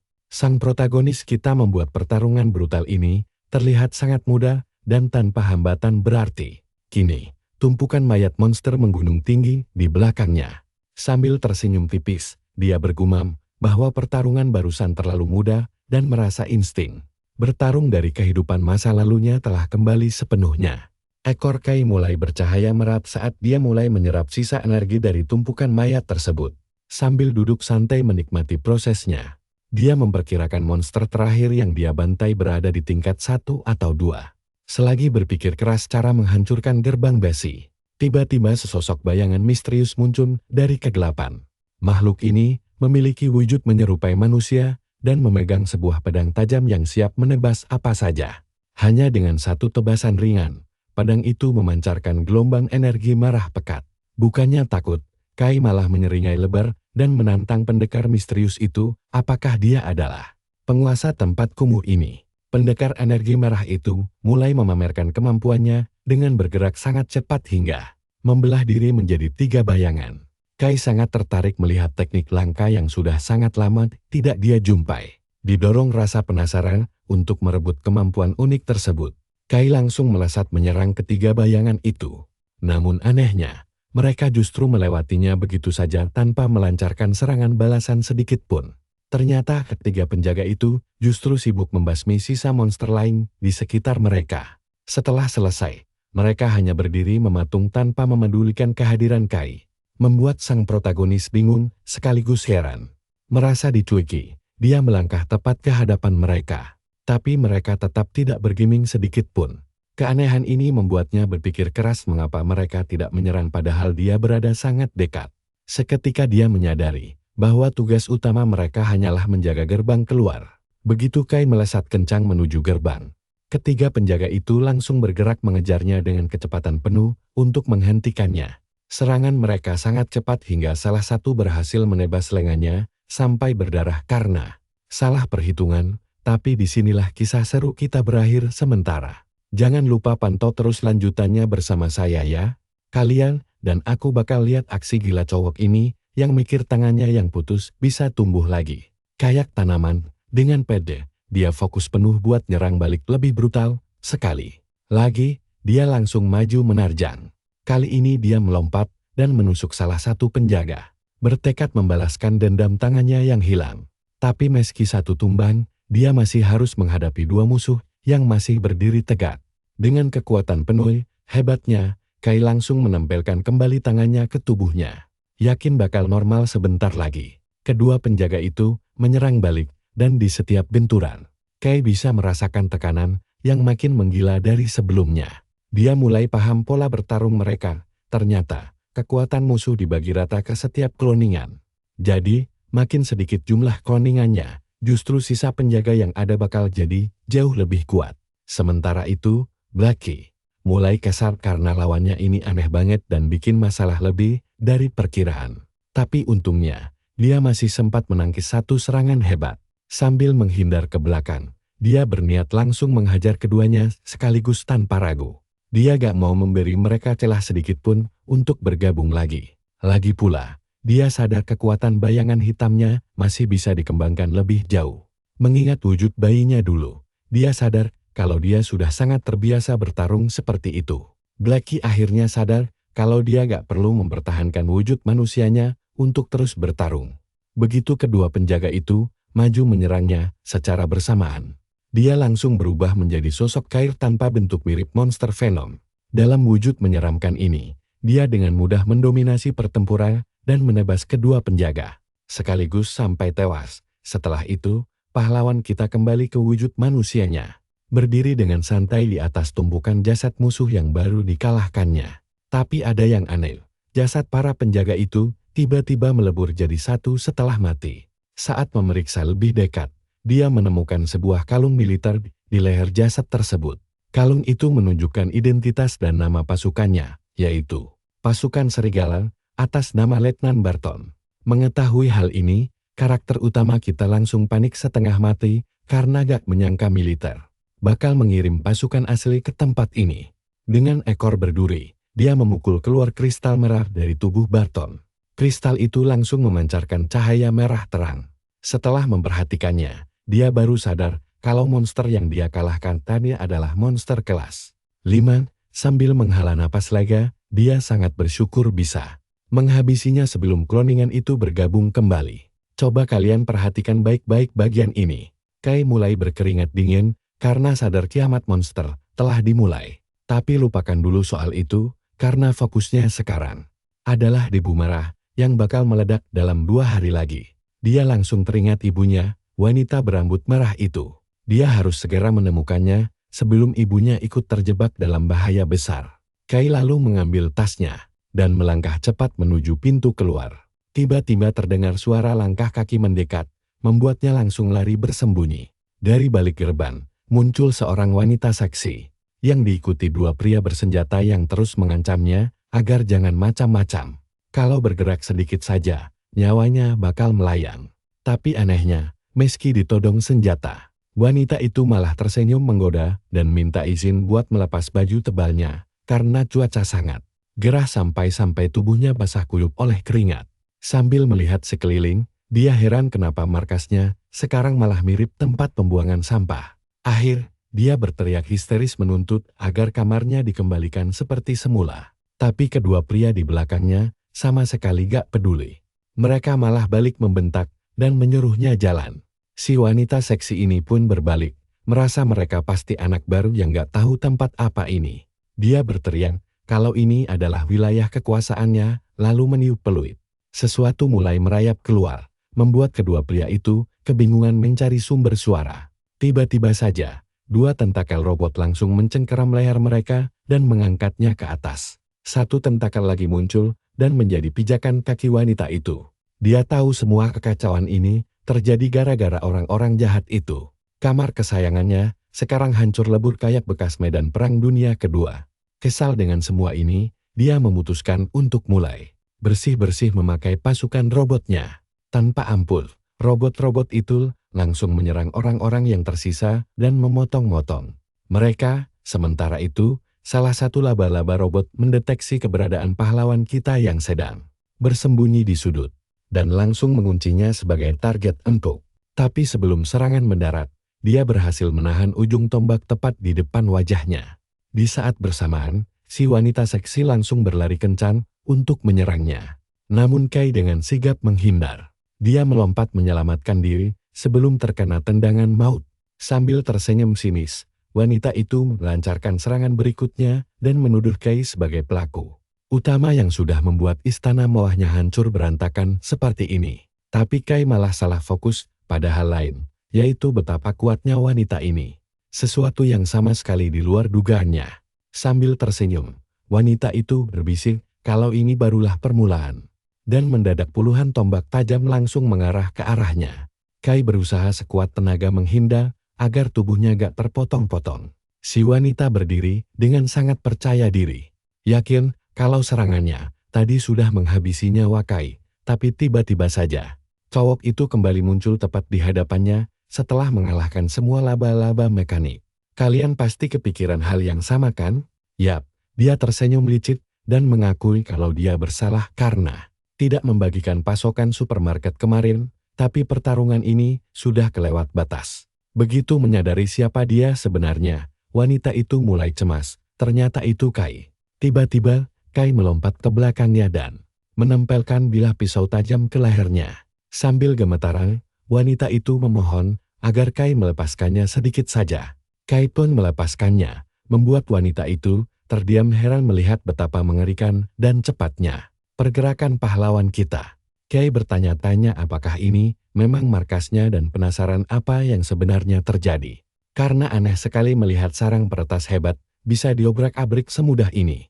Wanita itu kesal karena Kai gak pergi-pergi juga. Sesaat kemudian, dia mulai memperbaiki robotnya yang rusak parah sambil menggerutu karena sekarang dia bahkan gak bisa masuk ke laboratorium miliknya. Sementara itu, Kai bersandar santai di ekornya sendiri. Dia menyadari kekuatan ekor Taudi sudah tidak bisa menyerap keahlian baru karena levelnya naik. Tapi masih sangat bagus dalam menyerap energi untuk memperpanjang durasi kemampuannya. Jadi, dia memutuskan merahasiakan ini dulu. Akhirnya, wanita itu selesai bekerja. Dia membuka gerbang besi dan mereka pun masuk ke dalam laboratorium rahasia. Dengan terburu-buru, dia langsung menuju komputer utama untuk memperlihatkan pada Kai siapa pelaku yang sudah menghancurkan markasnya. Dia lalu memutar rekaman video yang memperlihatkan Letnan Lee di depan pintu keluar. Tiba-tiba seorang wanita berambut putih bernama Anna melangkah keluar. Saat Anna mencoba berbasa-basi, Lee langsung memotongnya. Karena tidak punya waktu untuk mengobrol santai, Anna malah menggoda dan menyebutnya sangat tidak sabaran sambil mengeluarkan senjatanya. Tak mau kalah, Lee juga menodongkan pistol tepat ke kepala Anna. Namun dengan kecepatan luar biasa, Anna menyerang balik dan menebas pistol itu hingga terbelah dua. Lee tersentak, dan sebelum dia sempat tersadar, Anna menusukkan senjatanya ke pergelangan tangan Lee, menunjukkan perbedaan kekuatan mereka yang sangat jauh. Darah segar muncrat saat Anna menarik senjatanya dan melompat mundur dengan tenang. Dia memperingatkan kalau luka kecil itu tidak akan bisa sembuh tanpa perawatan khusus darinya. Jadi sekarang, Lee bakal terus pendarahan sampai mati. Lee berteriak marah menanyakan apa yang sebenarnya dipikirkan wanita gila ini. Bisa-bisanya menyerang prajurit di markas militer sendiri. Anna memintanya untuk tenang, karena dia kesini hanya ingin menawarkan obat buatan organisasinya. Dia kemudian mendekat dan melepas kacamata hitamnya, lalu menatap tajam ke mata Lee. Anna langsung menghipnotisnya. Seketika, Lee melihat ilusi mengerikan di mana tentakel alin tumbuh dari punggungnya sementara prajurit lain menatapnya dengan ngeri. Pada akhirnya, dia tertembak dan tersadar kembali. Dengan keringat bercucuran, Lee berlutut lemas tanpa mengerti apa yang terjadi. Sambil ketakutan, dia menanyakan apa maunya wanita itu. Anna tersenyum dan berjanji akan memberinya sebuah hadiah spesial. Di dalam halusinasinya, Lee melihat dirinya sedang menunggangi kuda. Lalu tersadar sedang menggenggam sebotol cairan obat tanpa pikir panjang. Dia langsung menyuntikkan obat itu ke tubuhnya. Rekaman full selesai dan Kai langsung panik. Dia menyuruh wanita itu memperbesar gambar wajah Anna. Kai mengenali kalau Anna adalah anggota petinggi dari organisasi gelap tersebut. Terlihat dari pola roda takdir nomor 10 di matanya. Sementara itu, si wanita pemilik markas bingung karena baru pertama kali melihat Anna. Dan dia juga heran kenapa Lee bisa bekerja sama dengan militer. Secara diam-diam, dia melepaskan robot laba-laba kecil.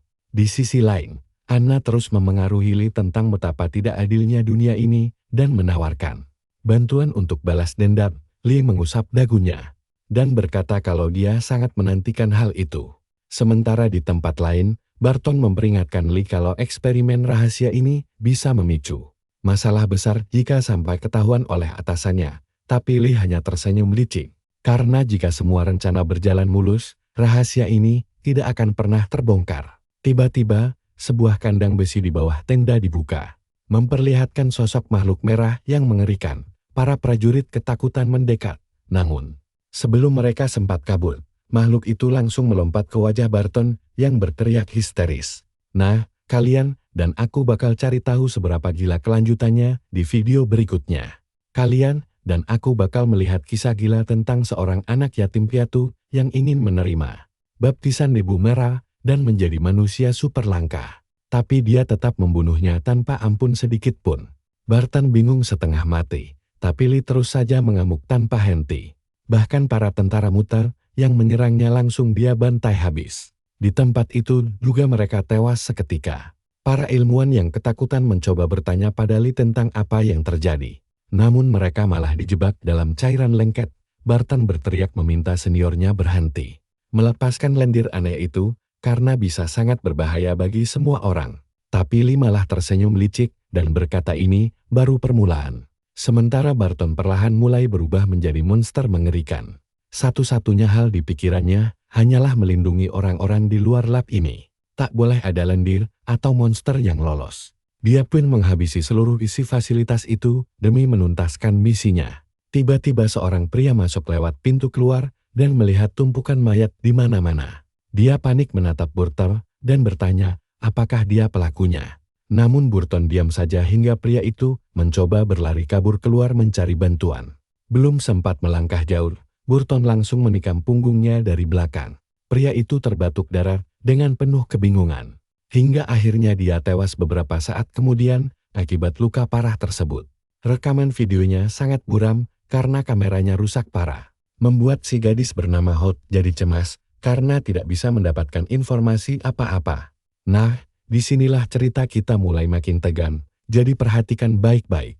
Ternyata ancaman terbesar bagi si karakter utama adalah monster debu merah yang pernah menghabisinya di kehidupan yang lalu. Dia tahu organisasi jahat itu menyembunyikan monster tersebut.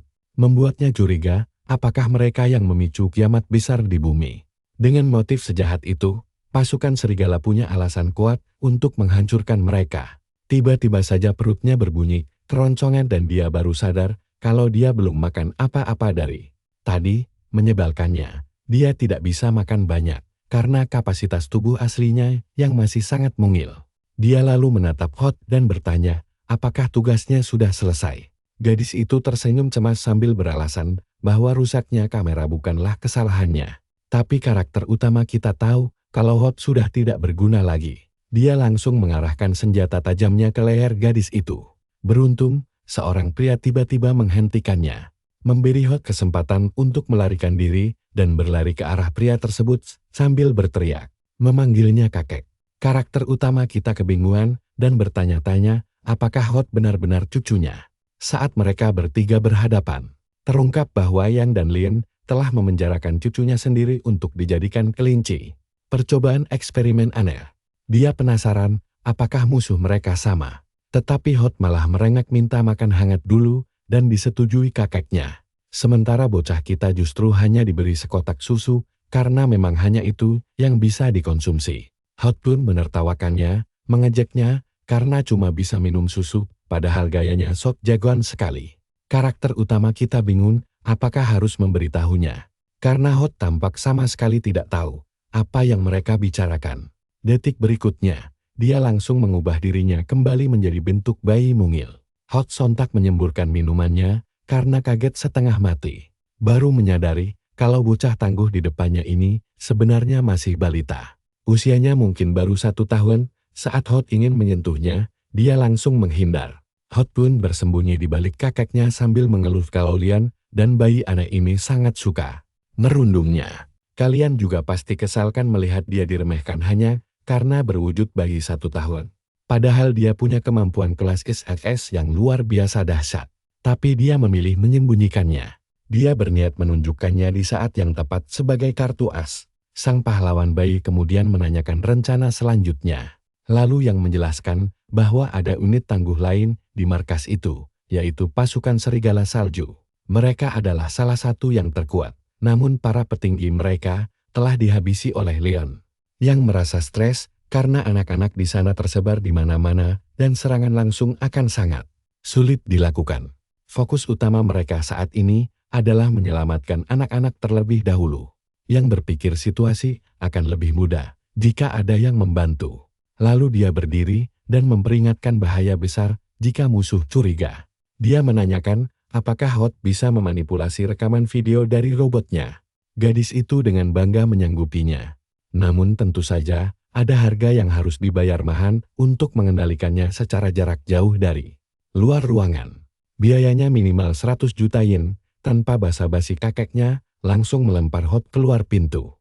Dia lalu bertanya pada bocah kita apakah dia bisa menyelamatkan anak-anak sendirian. Yang langsung dijawab dengan anggukan mantap. Dia berjanji akan membebaskan anak-anak yang dijadikan eksperimen dan menyembunyikannya di tempat aman ini. Setelah yang pergi membawa cucunya, sang karakter utama bersumpah akan segera membuat Lien merasakan dinginnya ajal menjemput.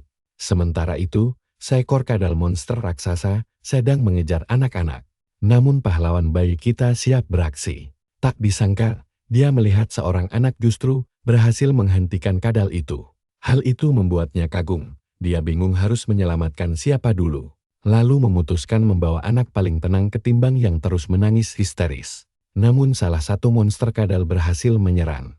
Kadal itu menangkap seorang anak, dan dari ruang pengawas, mereka menyadari ada anak-anak yang diculik. Mereka juga melihat pergerakan aneh dari para robot. Sementara di ruangan terisolasi tempat monster itu dikurung, kita bisa melihat pria berambut merah muda sedang menyiksa makhluk di dalam jeruji besi. Lien masuk dan memintanya untuk tidak terlalu berisik. Namun pria temperamental itu hampir saja menyetrumnya karena tersinggung. Pria itu bernama Hegon. Tiba-tiba wanita misterius yang sama muncul di belakangnya. Dan Hegon langsung memeluknya manja sambil memanggilnya kakak. Dia mengeluh kenapa tubuh terasa sangat sakit pasca menerima berkah debu merah. Wanita itu justru mengabaikannya dan menuntut